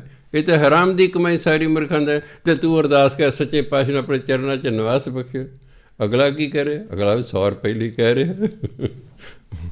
ਨਿਵਾਸ ਹੋਵੇ ਨਾ ਹੋਵੇ, ਦਵਾ ਹੋਵੇ, ਹੁਣ ਤਾਂ ਆਪਣੀ ਫਾਰਮੈਲਿਟੀ ਕਰ। ਸਭ ਫਾਰਮੈਲਿਟੀਆਂ ਨੇ। ਕਿੱਥੇ ਜਾਂਦਾ? ਚਰਨਾਂ 'ਚ ਨਿਵਾਸ ਮਿਲਦੇ। ਜੇ ਅਰਦਾਸਾਂ ਨਾਲ ਹੀ ਮਿਲ ਜਾਣ ਫਿਰ ਤਾਂ ਭਜਨਬੰਦੀ ਕਰਨ ਦੀ ਲੋੜ ਹੀ ਨਹੀਂ। ਮੇਰੇ ਵਰਗੇ ਨੂੰ 100 ਰੁਪਏ ਹੱਥ ਦੇ ਦਿੱਤਾ, ਬਾਬਾ ਜੀ ਕਰਿਓ ਅਰਦਾਸ, ਸੱਚਖੰਡ ਨੂੰ ਚਲਿਆ ਜਾਏ। ਕਹਿੰਦੇ ਜੀ ਜਿਉਂਦਿਆਂ ਹੋਇਆਂ ਅਨੇਕਾਂ ਭੁੱਲਾਂ ਚੁੱਕਾਂ ਹੋ ਗਈਆਂ ਹੋਣਗੀਆਂ ਜੀ, ਆਪ ਬਖਸ਼ੰਦ ਹੋ ਜੀ, ਇਹਦੀਆਂ ਭੁੱਲਾਂ ਚੁੱਕਾਂ ਬਖਸ਼ ਦਿਓ ਜੀ, ਇਹਨੂੰ ਆਪਣੇ ਚਰਨਾਂ 'ਚ ਨਿਵਾਸ ਬਖਸ਼ੋ ਜੀ। ਹਾਂ, ਹੋਰ ਕੁਛ ਬਖਸ਼ੋ ਜੀ। ਇਹ ਜੇ ਐਂ ਸਾਡੇ ਕਹਿਣ 'ਤੇ ਭੁੱਲਾਂ ਚੁੱਕਾਂ ਬਖਸ਼ਣ ਲੱਗ ਜਾਣ, ਫਿਰ ਤਾਂ ਗੱਲਾਂ ਹੀ ਬਦਲ। ਫਿਰ ਤਾਂ ਇੱਕ ਵੀ ਨਰਕ ਨੂੰ ਨਾ ਜਾਵੇ। ਸਾਰਿਆਂ ਦੇ ਮਗਰੋਂ ਇਹੀ ਅਰਦਾਸਾਂ ਹੁੰਦੀਆਂ, ਚਾਹੇ ਹਿੰਦੂ ਹੈ, ਸਿੱਖ ਹੈ, ਮੁਸਲਮਾਨ, ਈਸਾਈ, ਕੋਈ ਵੀ, ਇਹੀ ਸਾਰੇ ਕਹਿੰਦੇ ਨੇ। ਫਿਰ ਤਾਂ ਬੱਲੇ ਪਤਾ ਨਹੀਂ ਕਿੰਨੇ ਕੁ ਸੱਚਖੰਡ ਚਾਹੀਦੇ ਸੀ। ਸਵਰਗ ਤਾਂ ਇੱਕੋ ਹੈ ਅਤੇ ਨਰਕ 84 ਬਣਾਏ ਹੋਏ ਨੇ। ਪਤਾ ਸੀ ਪਰਮਾਤਮਾ ਨੂੰ ਜਿਹੜੇ ਮੈਂ ਜੀਵ ਪੈਦਾ ਕੀਤੇ ਨੇ ਇਹ ਬੜੇ ਇਹ ਪੁੱਠੇ ਕੰਮ ਕਰਨਗੇ, ਸਵਰਗ ਤਾਂ ਇੱਕ ਹੀ ਬਹੁਤ ਹੈ, ਅਤੇ ਕਹਿੰਦੇ ਨਰਕ 84 ਬਣਾਏ ਨੇ। ਸੋ ਇਸ ਲਈ ਇਹ ਤਾਂ ਬਹੁਤ ਭਜਨ ਬੰਦਗੀ ਦੀ ਲੋੜ ਹੈ। ਸ਼ੁਭ ਕਰਮ ਕੀਤੇ ਹੁਣ ਸਾਰੀ ਜ਼ਿੰਦਗੀ, ਭਜਨ ਬੰਦਗੀ ਡਟ ਕੇ ਕੀਤੀ ਹੋਵੇ ਤਾਂ ਕਿਤੇ ਜਾ ਕੇ ਕੋਈ ਗੱਲ ਬਣਦੀ ਹੈ। ਜੀ ਥੋੜ੍ਹਾ ਵੀ ਐਵੇਂ ਮਗਰ ਕਿਸੇ ਦੇ ਅਰਦਾਸਾਂ ਕਰਨ ਨਾਲ ਚਲਿਆ ਜਾਏਗਾ ਕੋਈ, ਇਹ ਨਹੀਂ ਜਾਂਦਾ ਕੋਈ। ਇਹ ਸਭ ਫਾਰਮੈਲਿਟੀਆਂ ਹੁੰਦੀਆਂ। ਇਸ ਲਈ ਕਹਿੰਦੇ ਨੇ ਫਕੀਰਾਂ ਦੀ ਜਿਹੜੀ ਮਰਿਆਦਾ ਹੈ ਗਾਖੜੀ ਹੈ, ਔਖੀ ਹੈ, ਪਰ ਇਹ ਫਕੀਰਾਂ ਦੀ ਮਰਿਆਦਾ ਉਹਨੂੰ ਪ੍ਰਾਪਤ ਜੋ ਸਪਾਈਏ ਪੂਰ ਕਰਮ, ਜਿਹਦੇ ਪੂਰੇ ਕਰਮ ਹੋਣ, ਪੂਰੇ ਭਾਗ ਹੋਣ, ਵੱਡੇ ਭਾਗਾਂ ਵਾਲਾ ਤਾਂ। ਸੋ ਕਿਸੇ ਨੇ ਸੰਤ ਬਣਨਾ, ਕਿਸੇ ਨੇ ਭਗਤ ਬਣਨਾ, ਕਿਸੇ ਨੇ ਗੁਰੂ ਬਣਨਾ, ਉਹ ਤਾਂ ਸਭ ਪਹਿਲੇ ਬੰਦਾ ਲਿਖਾ ਕੇ ਲਿਆ ਹੁੰਦਾ ਹੈ, ਉਹ ਸਭ ਕੋਈ ਪਹਿਲਾਂ ਹੀ ਲਿਖਿਆ ਹੁੰਦਾ। ਸਾਡੇ ਤੁਹਾਡੇ ਨਾਲ ਕੀ ਬੀਤਣੇ ਇਹ ਪਹਿਲੇ ਹੀ ਲਿਖਿਆ ਹੋਇਆ ਹੈ। ਸਿਰ ਸਾਨੂੰ ਨਾ ਪਤਾ ਹੋਣ ਕਰਕੇ ਅਸੀਂ ਹਮੇਸ਼ਾ ਚਿੰਤਤ ਰਹਿੰਦੇ ਹਾਂ। ਹੋਣਾ ਤਾਂ ਉਹੀ ਹੈ ਜੋ ਲਿਖਿਆ ਹੋਇਆ। ਜੋ ਗੁਰਬਾਣੀ ਨੇ ਵਿਨ ਭਾਗਾਂ ਕਿਛ ਪਾਈਐ ਨਾਹੀਂ, ਜੇ ਬਹੁ ਤੇਰਾ ਧਾਵੈ। ਜਿੰਨਾ ਮਰਜ਼ੀ ਭੱਜ ਲੱਠ ਕਰ ਲੈ, ਉਹੀ ਮਿਲਣਾ ਜੋ ਤੇਰੇ ਭਾਗਾਂ 'ਚ ਲਿਖਿਆ ਹੋਇਆ। ਫਿਰ ਕੀ ਐਵੇਂ ਦੁਖੀ ਹੋ ਜਾਣ ਦੀ ਲੋੜ ਹੈ ਜੀ? ਬਾਣੀ ਸਾਫ਼ ਲਿਖਿਆ ਨਾ, ਆਪ ਜਾਣਦੇ। ਬਿਨ ਭਾਗਾਂ ਕਿਛ ਪਾਈਐ ਨਾਹੀਂ, ਜੇ ਬਹੁ ਤੇਰਾ ਧਾਵੈ। ਧਾਵੈ ਦਾ ਭੱਜ ਨੱਠ ਕਰਨਾ। ਜਿੰਨਾ ਮਰਜ਼ੀ ਭੱਜ ਨੱਠ ਕਰ ਲਓ, ਉਹੀ ਮਿਲਣਾ ਜੋ ਤੁਸੀਂ ਲਿਖਾ ਕੇ ਲਿਆਏ ਹੋ। ਅਤੇ ਕਹਾਵਤ ਆਮ, ਜਿਹੜੇ ਘਰ ਭੁੱਖੇ ਉਹ ਲਾਹੌਰ ਵੀ ਭੁੱਖੇ, ਕਿਉਂਕਿ ਭੁੱਖ ਲਿਖਾ ਕੇ ਲਿਆਏ ਸਨ। ਉਹ ਭੁੱਖ ਲਿਖਾ ਕੇ ਲਿਆਏ ਸਨ। ਇੱਥੇ ਵੀ ਭੁੱਖੇ, ਕੈਨੇਡਾ ਵੀ ਭੁੱਖੇ, ਅਮਰੀਕਾ ਵੀ ਭੁੱਖੇ। ਜਿਹੜੇ ਪਏ ਰੱਜ ਲਿਖਾ ਕੇ ਲਿਆਏ ਨੇ, ਇੱਥੇ ਵੀ ਠੀਕ, ਉੱਥੇ ਵੀ ਠੀਕ, ਉੱਥੇ ਵੀ ਠੀਕ। ਕਿਸਮਤ ਦੇ ਨਾਲ ਹੀ ਜਾਣੀ ਹੈ। ਜੇ ਚੰਗੀ ਕਿਸਮਤ ਤੁਸੀਂ ਕਿਤੇ ਵੀ ਹੋ ਤਾਂ ਵੀ ਮੌਜ ਹੈ। ਅਮਰੀਕਾ, ਕੈਨੇਡਾ ਜਿੱਥੇ ਗਏ ਉੱਥੇ ਮੌਜ ਕਰੋਗੇ, ਕੋਈ ਚੰਗੀ ਕਿਸਮਤ ਹੈ। ਇਹ ਤਾਂ ਦਾਣਾ ਪਾਣੀ ਸਾਨੂੰ ਇੱਕ ਥਾਂ ਤੋਂ ਦੂਜੀ ਥਾਂ 'ਤੇ ਲੈ ਜਾਂਦਾ। ਨੱਕ ਨੱਥ ਖਸਮ ਹੱਥ, ਕਿਰਤ ਧੱਕੇ ਦੇ, ਜਹਾਂ ਦਾਣੇ ਤਹਾਂ ਖਾਣੇ, ਨਾਨਕਾ ਸੱਚ ਹੈ। ਗੁਰੂ ਅੰਗਦ ਦੇਵ ਮਹਾਰਾਜ ਕਹਿੰਦੇ ਇਹ ਤਾਂ ਸਾਡਾ ਦਾਣਾ ਪਾਣੀ ਲਿਖਿਆ, ਕਿਦਾ ਆਸਟ੍ਰੇਲੀਆ ਦਾ, ਕਿਦਾ ਕੈਨੇਡਾ ਦਾ, ਕਿਦਾ ਅਮਰੀਕਾ ਦਾ, ਕਿਦਾ ਕਿਤੋਂ ਦਾ, ਕਿਸੇ ਦਾ ਕਿਤੋਂ ਦਾ। ਉਹ ਫਿਰ ਬਿੱਧ ਬਣ ਜਾਂਦੀ ਹੈ। ਫਿਰ ਬੰਦਾ ਉਸੇ ਤਰ੍ਹਾਂ ਫਿਰ ਜਾਂਦਾ ਉੱਥੇ। ਸੋ ਇਸ ਲਈ ਪਰ ਕਿਸਮਤ ਨਾਲ ਹੀ ਜਾਂਦੀ, ਤੁਸੀਂ ਕਿਤੇ ਵੀ ਚਲੇ ਜਾਓ। ਹਾਂ, ਜਾਂ ਆਪਣੀ ਕਿਸਮਤ ਬਦਲ ਲਓ। ਕਿਸਮਤ ਭਜਨ ਬੰਦਗੀ ਤੋਂ ਬਿਨਾਂ ਨਹੀਂ ਬਦਲਦੀ। ਰੋਈ ਜਾਓ, ਪਿੱਟੀ ਜਾਓ, ਜੋ ਮਰਜ਼ੀ ਸੰਸਾਰਕ ਯਤਨ ਕਰ ਲਓ, ਕਿਸਮਤ ਤੁਹਾਡੇ ਯਤਨਾਂ ਨਾਲ ਨਹੀਂ ਬਦਲੇਗੀ। ਕਿਸਮਤ ਬਦਲਦੀ ਹੈ ਭਜਨ ਬੰਦਗੀ ਕਰਨ ਨਾਲ। ਭਜਨ ਬੰਦਗੀ ਡਟ ਕੇ ਕਰੋ, ਜਿੱਥੇ ਵੀ ਤੁਸੀਂ ਹੋ ਉੱਥੇ ਠੀਕ ਹੈ ਸਭ ਕੁਛ, ਉੱਥੇ ਪਰਮਾਤਮਾ ਰੰਗ ਲਾ ਦੇਗਾ। ਭਜਨ ਬੰਦਗੀ ਕਰੋ ਡਟ ਕੇ। ਉਹ ਮਨੁੱਖ ਕਰਦਾ ਨਹੀਂ, ਚਿੰਤਾ ਕਰਦਾ ਰਹਿੰਦਾ, ਚਿੰਤਾ ਕਰਦਾ ਰਹਿੰਦਾ। ਭਜਨ ਬੰਦਗੀ ਕਰੋ, ਚਿੰਤਾ ਦੀ ਲੋੜ ਹੀ ਨਹੀਂ ਰਹੇਗੀ। ਚਿੰਤਾ ਕਦੋਂ ਕਰਦਾ? ਜਦੋਂ ਬੰਦਾ ਵਿਹਲਾ ਹੁੰਦਾ। ਭਜਨ ਬੰਦਗੀ 'ਚ ਲੱਗੇ ਰਹੋ, ਟਾਈਮ ਹੀ ਨਹੀਂ ਮਿਲੇ ਫਜ਼ੂਲ ਦਾ ਸੋਚਣ ਦੀ, ਆਪੇ ਦਾਤਾ ਸਭ ਕੁਝ ਠੀਕ ਕਰ ਦੇਗਾ। ਜਦੋਂ ਕਹਿੰਦੇ ਜੋ ਜਨ ਤੁਮਰੀ ਭਗਤ ਕਰੰਤੇ, ਤਿਨ ਕੇ ਕਾਜ ਸਵਾਰਤ। ਜੇ ਤਾਂ ਬਾਣੀ 'ਚ ਵਿਸ਼ਵਾਸ ਹੈ ਫਿਰ ਤਾਂ ਭਜਨ ਬੰਦਗੀ ਕਰੀ ਜਾਓ, ਆਪੇ ਦਾਤਾ ਕਾਰਜ ਸਵਾਰ ਦੇਗਾ। ਗੁਰਬਾਣੀ ਦੇਖ, ਜੋ ਗੁਰਬਾਣੀ ਲਿਖਿਆ ਉਹ ਗਰੰਟੀ ਹੈ, ਉਹ 'ਤੇ ਕੋਈ ਕਿੰਤੂ ਪਰੰਤੂ ਨਹੀਂ ਕੀਤਾ ਜਾ ਸਕਦਾ। ਬਾਣੀ ਲਿਖਿਆ ਜੋ ਜਨ ਤੁਮਰੀ ਭਗਤ ਕਰੰਤੇ, ਤਿਨ ਕੇ ਕਾਜ ਸਵਾਰਤ। ਹੇ ਪਰਮਾਤਮਾ, ਜਿਹੜੇ ਤੇਰੀ ਭਜਨ ਬੰਦਗੀ ਕਰਦੇ ਹਨ, ਤੂੰ ਉਹਨਾਂ ਦੇ ਕੰਮ ਸਵਾਰ ਦਿੰਦਾ ਹੈ। ਬਸ ਕੰਮ ਹੀ ਸਵਾਰਨਾ, ਉਹ ਆਪੇ ਹੀ ਸਵਾਰ ਦੇਗਾ। ਪਰ ਸਾਡਾ ਕੰਮ ਤਾਂ ਵਾਹਿਗੁਰੂ ਵਾਹਿਗੁਰੂ ਵਾਹਿਗੁਰੂ ਵਾਹਿਗੁਰੂ ਕਰੀ ਜਾਣਾ। ਜਾਂ ਬਾਣੀ ਪੜ੍ਹੀ ਜਾਓ, ਜਾਂ ਵਾਹਿਗੁਰੂ ਵਾਹਿਗੁਰੂ ਵਾਹਿਗੁਰੂ ਕਰੀ ਜਾਓ, ਆਪੇ ਉਹ ਸਵਾਰ ਦੇਗਾ। ਕਿਉਂਕਿ ਜਿੰਨਾ 'ਚ ਅਸੀਂ ਪ੍ਰੈਕਟੀਕਲ ਕਰਕੇ ਨਹੀਂ ਵੇਖਦੇ, ਸਾਨੂੰ ਵਿਸ਼ਵਾਸ ਨਹੀਂ ਬਚਦਾ ਹੈਗਾ। ਗੁਰੂ ਨੇ ਕਿਹਾ ਫਿਰ ਤਾਂ ਪ੍ਰੈਕਟੀਕਲ ਕਰੋ, ਉਹੀ ਨਤੀਜਾ ਨਿਕਲੂ ਜੋ ਲਿਖਿਆ ਹੋਇਆ ਹੈ। ਇੱਕ ਬੰਦਾ ਕਹਿੰਦਾ ਜੀ 10 ਸਾਲਾਂ ਤੋਂ ਮੇਰਾ ਸੰਪਰਕ ਹੈ, ਅਮਰੀਕਾ ਦਾ ਰਹਿਣ ਵਾਲਾ। ਕਹਿੰਦਾ ਮੇਰਾ ਹੁਣ ਦਿਮਾਗ ਪਹਿਲਾਂ ਨਾਲੋਂ ਕਿਤੇ ਤੇਜ਼ ਹੋ ਗਿਆ। ਮੈਂ ਭਰਾਵਾ ਗੁਰਬਾਣੀ ਪ੍ਰਭ ਕੈ ਸਿਮਰਨ ਸਭ ਕੇ ਸੁਝੈ। ਤੂੰ ਸਿਮਰਨ ਕਰ ਰਿਹਾ, ਸਿਮਰਨ ਕਰਨ ਨਾਲ ਨਾ ਬੜੀ ਸੋਝੀ ਆ ਜਾਂਦੀ ਮਨੁੱਖ ਨੂੰ। ਸਭ ਕਾਸੇ ਦੀ ਸੋਝੀ ਆ ਜਾਂਦੀ ਹੈ, ਪਾਸਟ ਦੀ, ਪ੍ਰੈਜੈਂਟ ਦੀ, ਫਿਊਚਰ ਦੀ ਸੋਝੀ ਬੰਦੇ ਨੂੰ ਸਿਮਰਨ ਕਰਨ ਵਾਲੇ ਨੂੰ। ਦਿਮਾਗ ਤੇਜ਼ ਹੋ ਜਾਂਦਾ ਬੰਦੇ ਦਾ। ਸੋਝੀ ਆਉਂਦੀ ਹੈ, ਉਹਨੂੰ ਐਡਵਾਂਸ ਪਤਾ ਲੱਗਣ ਲੱਗ ਜਾਂਦਾ ਵੀ ਆਹ ਹੋਊਗਾ, ਆਹ ਹੋਊਗਾ, ਸਾਵਧਾਨ ਹੋ ਜਾਂਦਾ ਉਹ। ਇਸ ਲਈ ਮੈਂ ਤੈਨੂੰ 10 ਸਾਲ ਹੋ ਗਏ ਸਤਸੰਗ ਕਰਕੇ, ਚਾਹੇ ਟੈਲੀਫੋਨ ਰਾਹੀਂ ਤੁਸੀਂ ਕਰਦੇ ਹੋ, ਤੁਹਾਨੂੰ ਸੋਝੀ ਆ ਗਈ ਵੀ ਸਿਮਰਨ ਕਰਨਾ। ਸਿਮਰਨ ਨੇ ਤੁਹਾਡੀ ਜਿਹੜਾ ਹੈ ਬੁੱਧੀ ਤੇਜ਼ ਕਰ ਦਿੱਤੀ ਹੈ। ਆ ਕਿਸੇ ਦੇਸ਼ ਦਾ ਰਾਸ਼ਟਰਪਤੀ ਸੀ ਮੁਸਲਮਾਨ, ਪਤਾ ਨਹੀਂ ਹਾਂਜੀ ਸੁਦਾਮ ਸੈਨ, ਉਹ ਨਾ ਵਿਚਾਰਾ ਹਿਸਾਬ ਨਹੀਂ ਸੀ ਹੁੰਦਾ ਜੀ ਉਹਨੂੰ, ਟੀਚਰ ਕੁੱਟਦਾ ਸੀ, ਸਕੂਲੋਂ ਭੱਜਿਆ ਕਰਦਾ ਸੀ।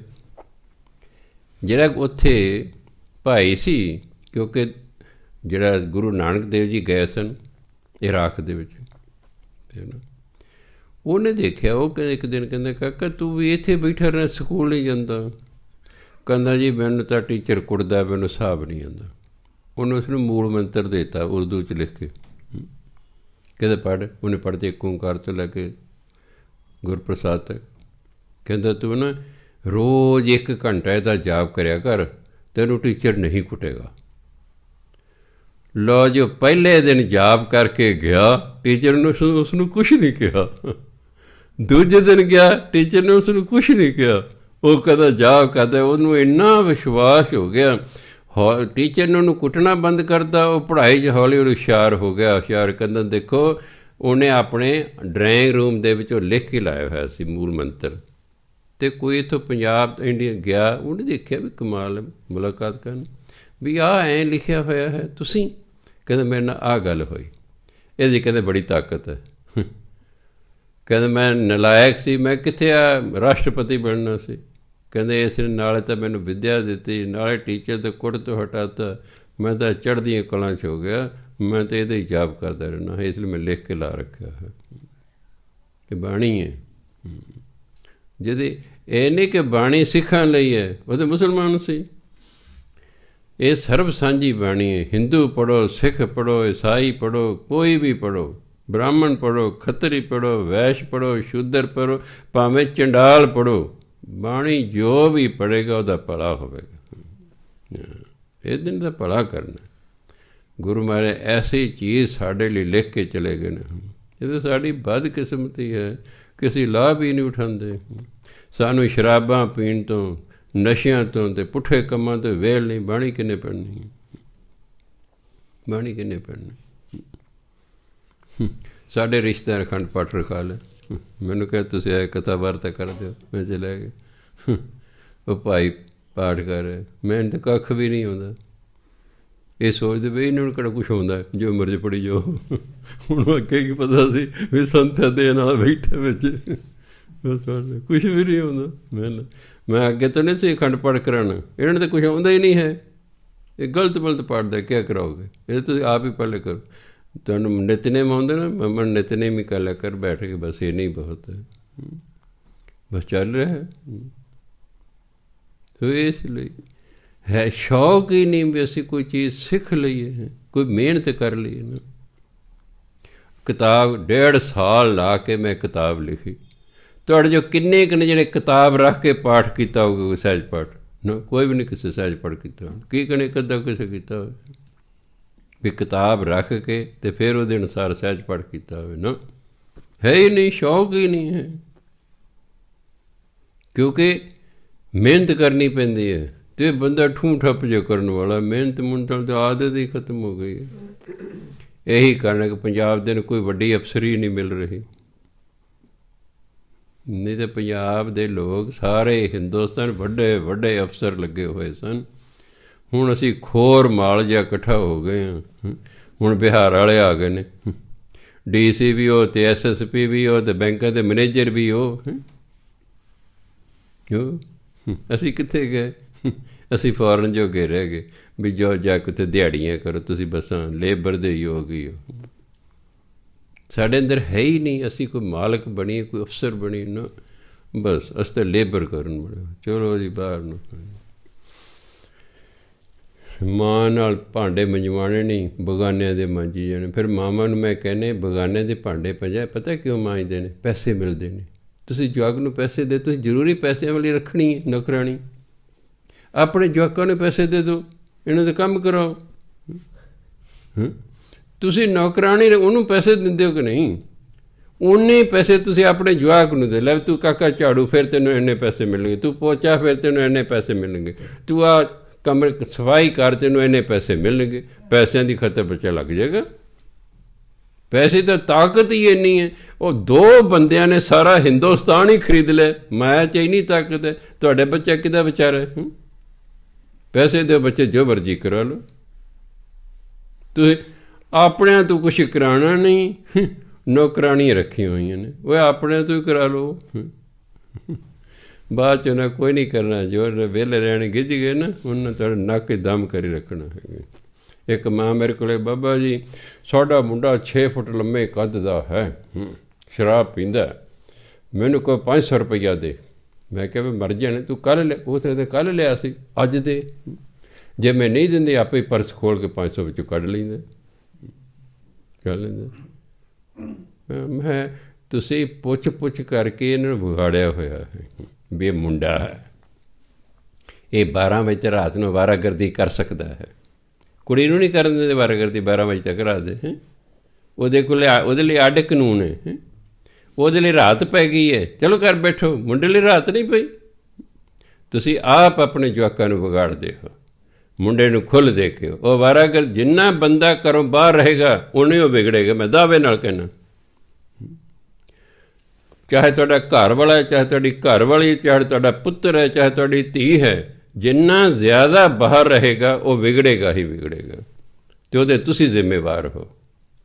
ਤੁਸੀਂ ਉਹਨੂੰ ਵਿਗਾੜਦੇ, ਪੁੱਛ ਕਰਦੇ। ਮੁੰਡਾ ਹੈ, ਅਸਮਾਨੋਂ ਡਿੱਗਿਆ ਹੋਇਆ ਮੁੰਡਾ। ਉਹ ਕਬੀਰ ਸਾਹਿਬ ਕਹਿੰਦੇ, ਤੂੰ ਪੰਡਤ ਨੂੰ ਕਹੇ ਤੂੰ ਅਸਮਾਨੋਂ ਡਿੱਗਿਆ ਹੈ, ਜਿਸ ਰਾਹ ਮੈਂ ਪੈਦਾ ਹੋਇਆ ਮਾਂ ਦੇ ਪੇਟ 'ਚ, ਉਸੇ ਰਾਹ ਤੂੰ ਪੈਦਾ ਹੋਇਆ। ਤੂੰ ਕਿੱਥੋਂ ਡਿੱਗੇ? ਤੂੰ ਕਿੱਥੇ ਦੁੱਧ ਹੈ ਅਤੇ ਮੈਂ ਕਿੱਥੇ ਕਹਿੰਦੇ ਕਾਲਾ ਹਾਂ ਜੀ। ਇਸ ਲਈ ਠੀਕ ਵਿਹਾਰ, ਬਰਾਬਰ ਦਾ ਵਿਹਾਰ ਕਰੋ ਲੜਕੇ ਲੜਕੀ ਨਾਲ, ਅਤੇ ਫਜ਼ੂਲ ਦੀ ਅਵਾਰਾਗਰਦੀ ਮਤ ਕਰਨ ਦਿਓ। ਉਹਨਾਂ ਨੂੰ ਗਲਤ ਕੰਮਾਂ 'ਚ ਉਹਨਾਂ ਦਾ ਕਦੇ ਸਾਥ ਨਾ ਦਿਓ। ਪੈ ਲੈਣ ਦੇ ਕੁੱਟ, ਜੇ ਪੈਂਦੀ ਥਾਣੇ, ਜੇ ਕੁੱਟ ਵੀ ਪੈਣ, ਪੈ ਲੈਣ ਦੇ 1-2 ਦਿਨ, ਹਾਂਜੀ ਆਪੇ ਠੀਕ ਹੋ ਜਾਣਗੇ। ਤੁਸੀਂ ਭੱਜੇ ਫਿਰਦੇ ਹੋ ਉਹਨਾਂ ਨੂੰ ਛਡਾਉਣ, ਨਕਲਾਂ ਮਰਵਾਉਂਦੇ ਨੇ ਮਾਂ ਪਿਓ ਜਾ ਕੇ। ਉਹਨੇ ਅੰਦਰ ਵਿਦਿਆਰਥੀ ਨਹੀਂ ਹੁੰਦੇ ਜਿੰਨੇ ਬਾਹਰ ਨਕਲਾਂ ਮਰਵਾਉਣ ਵਾਲੇ ਖੜ੍ਹੇ ਹੁੰਦੇ ਨੇ। ਅਸੀਂ 37 ਸਾਲਾਂ ਹੀ ਤਮਾਸ਼ਾ ਵੇਖਦੇ ਰਹੇ। ਮੈਂ ਦੱਸ, ਸੂਏ ਖੋਤੀ ਕਿੱਲੇ ਘੁਮਿਆਰ, ਜ਼ੋਰ ਘੁਮਿਆਰ ਦਾ ਲੱਗ ਰਿਹਾ, ਸੂ ਖੋਤੀ ਨਹੀਂ। ਊਠ ਨਾ ਕੁੱਦਣ ਬੋਰੇ, ਊਠ ਬੈਠਾ, ਉਹ ਤਾਂ ਪੜ੍ਹਦਾ ਹੀ ਨਹੀਂ, ਉਹ ਕੁਛ ਕਰਦੇ ਹੀ ਨਹੀਂ, ਉਹਨੂੰ ਕੁਛ ਆਉਂਦਾ ਹੀ ਨਹੀਂ। ਬਾਹਰ ਬੋਰੇ ਮਾਂ ਪਿਓ ਬੋਰੇ ਨੇ, ਉਹ ਨੱਚ ਟੱਪ ਰਹੇ ਨੇ। ਕੋਈ ਕੰਧਾ ਟੱਪ ਕੇ ਪਰਚੀ ਦੇ ਰਿਹਾ, ਕੋਈ ਸਾਡੀ ਜਾਲੀ ਨੂੰ ਪਾੜ ਕੇ ਵਿੱਚੋਂ ਦੀ ਪਰਚੀ ਸੁੱਟ ਰਿਹਾ, ਕੋਈ ਕੁਛ ਕਰ ਰਿਹਾ, ਕੋਈ ਕੁਛ ਕਰ ਰਿਹਾ। ਜਦ ਤੁਸੀਂ ਬੱਚਿਆਂ ਨੂੰ ਨਕਲਾਂ ਮਾਰ ਕੇ ਪਾਸ ਕਰਵਾਓਗੇ, ਇਹਨਾਂ ਬੱਚਿਆਂ ਨੇ ਕਿਆ ਰੰਗ ਲਾਣੇ ਨੇ, ਕਿਆ ਰੰਗ ਲਾ ਦੇਣਗੇ। ਤੁਸੀਂ ਆਪ ਹੀ ਵਿਗਾੜਦੇ ਹੋ। ਫਿਰ ਰੋਈ ਜੋ ਸਾਰੀ ਉਮਰ, ਫਿਰ ਬਾਅਦ 'ਚ ਰੋਣਾ ਹੀ ਹੈ, ਰੋਈ ਜੋ। ਇਸ ਲਈ ਅਖੀਰ 'ਤੇ ਕਹਿੰਦੇ, ਪਹਿਲੇ ਪਹਿਰੇ ਫੁੱਲੜਾ, ਫਲ ਪੀ ਪੱਛਾ ਰਾਤ, ਜੋ ਜਾਗਨ ਲਹਨ ਸੇ, ਸਾਈਂ ਕੰਨੋਂ ਦਾਤ। ਪਹਿਲੇ ਪਹਿਰੇ ਫੁੱਲੜਾ, ਜਿਹੜਾ ਪਹਿਲੇ ਪਹਿਰ ਜਾਗਦਾ। ਰਾਤ ਦੇ 4 ਪਹਿਰ ਗਿਣੇ ਗਏ ਨੇ। 4 ਪਹਿਰ ਦਿਨ ਦੇ, 4 ਪਹਿਰ, 3 ਘੰਟੇ ਨੂੰ ਇੱਕ ਪਹਿਰ ਕਹਿੰਦੇ ਨੇ। ਸ਼ਾਮ ਨੂੰ 6 ਵਜੇ ਤੋਂ ਲੈ ਕੇ 9 ਵਜੇ ਤੱਕ ਪਹਿਲਾ ਪਹਿਰ, 9 ਤੋਂ 12 ਤੱਕ ਦੂਸਰਾ ਪਹਿਰ, 12 ਤੋਂ 3 ਤੱਕ ਤੀਸਰਾ ਪਹਿਰ ਹੈ, 3 ਤੋਂ 6 ਵਜੇ ਤੱਕ ਚੌਥਾ ਪਹਿਰ। ਜਿਹੜਾ 6 ਵਜੇ ਤੋਂ ਲੈ ਕੇ 9 ਵਜੇ ਦੇ ਵਿੱਚ ਭਜਨ ਬੰਦਗੀ ਕਰਦਾ, ਕਹਿੰਦੇ ਐਂ ਸਮਝੋ ਉਹਨੂੰ ਫੁੱਲ ਮਿਲ ਗਿਆ ਹੈ, ਫਲ ਪੀ ਪੱਛਾ ਰਾਤ। ਪਰ ਜਿਹੜਾ ਚੌਥੇ ਪਹਿਰ 3 ਵਜੇ ਤੋਂ ਲੈ ਕੇ 6 ਵਜੇ ਤੱਕ ਭਜਨ ਬੰਦਗੀ ਕਰਦਾ, ਉਹਨੂੰ ਕਹਿੰਦੇ ਫਲ ਪ੍ਰਾਪਤ ਹੁੰਦਾ। ਪਹਿਲੇ ਪਹਿਰ ਜਿਹੜਾ ਭਜਨ ਬੰਦਗੀ ਕਰਦਾ, ਉਹਨੂੰ ਸਮਝੋ ਫੁੱਲ ਪ੍ਰਾਪਤ ਹੋਇਆ। ਜਿਹੜਾ ਅੰਮ੍ਰਿਤ ਵੇਲੇ ਭਜਨ ਬੰਦਗੀ ਕਰਦਾ, ਉਹਨੂੰ ਸਮਝੋ ਫਲ ਪ੍ਰਾਪਤ ਹੋਇਆ। ਹੁਣ ਤੁਸੀਂ ਦੇ ਤੁਹਾਨੂੰ ਫੁੱਲ ਚਾਹੀਦਾ ਕਿ ਫਲ ਚਾਹੀਦਾ? ਅਤੇ ਜੇ ਨਹੀਂ ਕਰ, ਉਹਨੂੰ ਤਾਂ ਫੁੱਲ ਵੀ ਨਹੀਂ ਮਿਲਦਾ। ਹੁਣ ਤਾਂ ਕੰਡੇ ਮਿਲਣਗੇ, ਤੇਰੇ ਹਿੱਸੇ ਕੰਡੇ ਨੇ, ਫੁੱਲ ਦਾ ਲੈ ਕੇ ਦੂਜੇ ਫਲ ਵੀ ਲੈ ਗਏ। ਪਹਿਲੇ ਪਹਿਰੇ ਫੁੱਲੜਾ, ਫਲ ਪੀ ਪੱਛਾ ਰਾਤ। ਪੱਛਾ ਰਾਤ ਪਿਛਲੀ ਰਾਤ ਫਲ ਮਿਲਦਾ ਭਜਨ ਬੰਦਗੀ ਕੀਤੇ। ਪਹਿਲੇ ਪੈਰ ਜੇ ਭਜਨ ਬੰਦਗੀ ਕਰ, ਐਂ ਸਮਝ ਤੈਨੂੰ ਫੁੱਲ ਮਿਲਿਆ। ਜੋ ਜਾਗਨ ਲਹਾਨ ਸੇ, ਸਾਈਂ ਕੰਨੋਂ ਦਾ। ਸਾਈਂ ਮੈਨੇ ਪਰਮਾਤਮਾ, ਕੰਨੋਂ ਮੈਨੇ ਕੋਲੋਂ। ਜਿਹੜੇ ਜਾਗਦੇ ਹਨ ਹੁਣ ਜਿਹੜੇ ਜਾਗਦੇ ਨੇ ਅੰਮ੍ਰਿਤ ਵੇਲੇ ਉੱਠ ਕੇ, ਉਹੀ ਪਰਮਾਤਮਾ ਤੋਂ ਨਾਮ ਦੀ ਦਾਤ ਪ੍ਰਾਪਤ ਕਰਦੇ ਨੇ। ਜੋ ਜਾਗਣਗੇ ਉਹਨੂੰ ਮਿਲ ਗਿਆ, ਸੁੱਤਿਆਂ ਨੂੰ ਕੀ ਮਿਲਣਾ? ਸੁੱਤਿਆਂ ਨੂੰ ਕੁਛ ਨਹੀਂ ਮਿਲਦਾ। ਸੁੱਤਿਆਂ ਮਿਲਣਾ ਭਾਵ ਸੁੱਤਿਆਂ ਨੂੰ ਤਾਂ ਹਿੱਸਾ ਮਿਲਦਾ ਹੀ ਨਹੀਂ ਹੈਗਾ। ਇਸ ਲਈ ਜਿਹੜੇ ਜਾਗਦੇ ਨੇ ਉਹ ਪਰਮਾਤਮਾ ਦੇ ਕੋਲੋਂ ਨਾਮ ਦੀ ਦਾਤ ਪ੍ਰਾਪਤ ਕਰਦੇ ਹਨ, ਅਤੇ ਨਾਮ ਦੀ ਦਾਤ ਸਭ ਤੋਂ ਵੱਡੀ ਦਾਤ ਹੈ। ਜਿਵੇਂ ਸਿਆਣੇ ਕਹਿੰਦੇ ਨਾ, ਹਾਥੀ ਦੀ ਪੈੜ ਵਿੱਚ ਸਾਰੀਆਂ ਪੈੜਾਂ। ਜਿਹਨੂੰ ਨਾਮ ਦੀ ਦਾਤ ਮਿਲ ਗਈ, ਸਮਝੋ ਉਹਨੂੰ ਸੰਸਾਰ ਦੀਆਂ ਸਾਰੀਆਂ ਦਾਤਾਂ ਆਪਣੇ ਆਪ ਹੀ ਮਿਲ ਗਈਆਂ। ਕਿਉਂਕਿ ਨਾਮ ਜਪਣ ਨਾਲ ਸਾਨੂੰ ਦਾਤਾ ਹੀ ਮਿਲ ਜਾਣਾ। ਅਤੇ ਜਦੋਂ ਦਾਤਾ ਹੀ ਮਿਲ ਗਿਆ, ਸਭੇ ਥੋਕ ਪ੍ਰਾਪਤੇ ਜਾਂ ਆਵੈ ਇੱਕ ਹੱਥ। ਕਹਿੰਦਾ ਹੱਥ ਜਦੋਂ ਇੱਕ ਪਰਮਾਤਮਾ ਹੀ ਆ ਗਿਆ, ਵਸਤੂਆਂ ਤਾਂ ਆਪੇ ਸਾਰੀ ਮਿਲ ਗਈਆਂ, ਚੀਜ਼ਾਂ ਤਾਂ ਆਪੇ ਸਾਰੀ ਮਿਲ ਗਈਆਂ। ਇਸ ਜਿਹੜੇ ਭਗਤ ਨੇ ਉਹ ਪਰਮਾਤਮਾ ਦੀ ਪ੍ਰਾਪਤੀ ਲਈ ਭਜਨ ਬੰਦਗੀ ਕਰਦੇ ਨੇ। ਸੰਸਾਰੀ ਬੰਦੇ ਸੰਸਾਰਕ ਚੀਜ਼ ਲਈ ਭਜਨ ਬੰਦਗੀ ਕਰਦੇ ਨੇ। ਉਹ ਕਿੰਨੇ ਕੁ ਚੀਜ਼ਾਂ ਉਹਨਾਂ ਨੂੰ ਮਿਲ ਜਾਏ। ਇੱਕ ਮਿਲਦੀ ਹੈ ਮਸਾਂ ਰੋ ਧੋ ਕੇ ਸਾਲ 2 ਸਾਲ ਭਜਨ ਬੰਦਗੀ ਕੀਤੀ, ਫਿਰ ਦੂਜੀ ਦੀ ਲੋੜ ਹੈ, ਫਿਰ ਤੀਜੀ ਦੀ ਲੋੜ ਹੈ। ਸੰਸਾਰੀ ਦੀ ਸੋਚ ਇੱਥੋਂ ਤੱਕ ਹੀ ਬਸ ਇੰਨਾ ਕੁ ਮਿਲਣਾ ਚਾਹੀਦਾ। ਭਗਤ ਕਹਿੰਦਾ ਵੀ ਜਿਹੜਾ ਦਾਤਾ ਹੈ ਉਹਨੂੰ ਹੀ ਪ੍ਰਾਪਤ ਕਰ ਲਓ, ਦਾਤਾ ਤੇ ਆਪੇ ਆ ਜਾਣਗੇ। ਉਹਦੀ ਸੋਚ ਉੱਚੀ ਹੈ ਵੀ ਬਜਾਏ ਦਾਤਾ ਮੰਗਣ ਨਾਲ ਦਾਤਾ ਹੀ ਮੰਗ ਲਓ। ਦਾਤਾ ਆ ਗਿਆ ਅਤੇ ਉਹ ਤਾਂ ਦਾਤਾ ਹੈ, ਦਾਤਾਂ ਸਾਰੀਆਂ ਆਪਣੇ ਆਪ ਹੀ ਮਨੁੱਖ ਨੂੰ ਪ੍ਰਾਪਤ ਹੋ ਜਾਣਗੀਆਂ। ਇਸ ਲਈ ਕਹਿੰਦੇ ਭਾਈ ਠੀਕ ਹੈ, ਜੇ ਕੋਈ 6 ਤੋਂ 9 ਦੇ ਵਿੱਚ ਹੀ ਭਜਨ ਬੰਦਗੀ ਕਰਦੇ ਤਾਂ ਵੀ ਚੰਗੀ ਗੱਲ ਹੈ, ਫੁੱਲ ਪ੍ਰਾਪਤ ਹੋ ਗਏ। ਜਿਹੜਾ ਪਿਛਲੀ ਰਾਤ ਜਾਗਦਾ ਉਹਨੂੰ ਫਿਰ ਫਲ ਪ੍ਰਾਪਤ ਹੁੰਦਾ। ਇਸ ਲਈ ਜਿਹੜੇ ਜਾਗਦੇ ਰਹਿੰਦੇ ਨੇ ਉਹੀ ਪਰਮਾਤਮਾ ਦੇ ਦਰ ਤੋਂ ਦਾਤਾਂ ਪ੍ਰਾਪਤ ਕਰਦੇ ਹਨ। ਸਤਿਕਾਰਯੋਗ ਸਾਧ ਸੰਗਤ ਜੀ, ਵਾਹਿਗੁਰੂ ਜੀ ਕਾ ਖਾਲਸਾ, ਵਾਹਿਗੁਰੂ ਜੀ ਕੀ ਫਤਿਹ।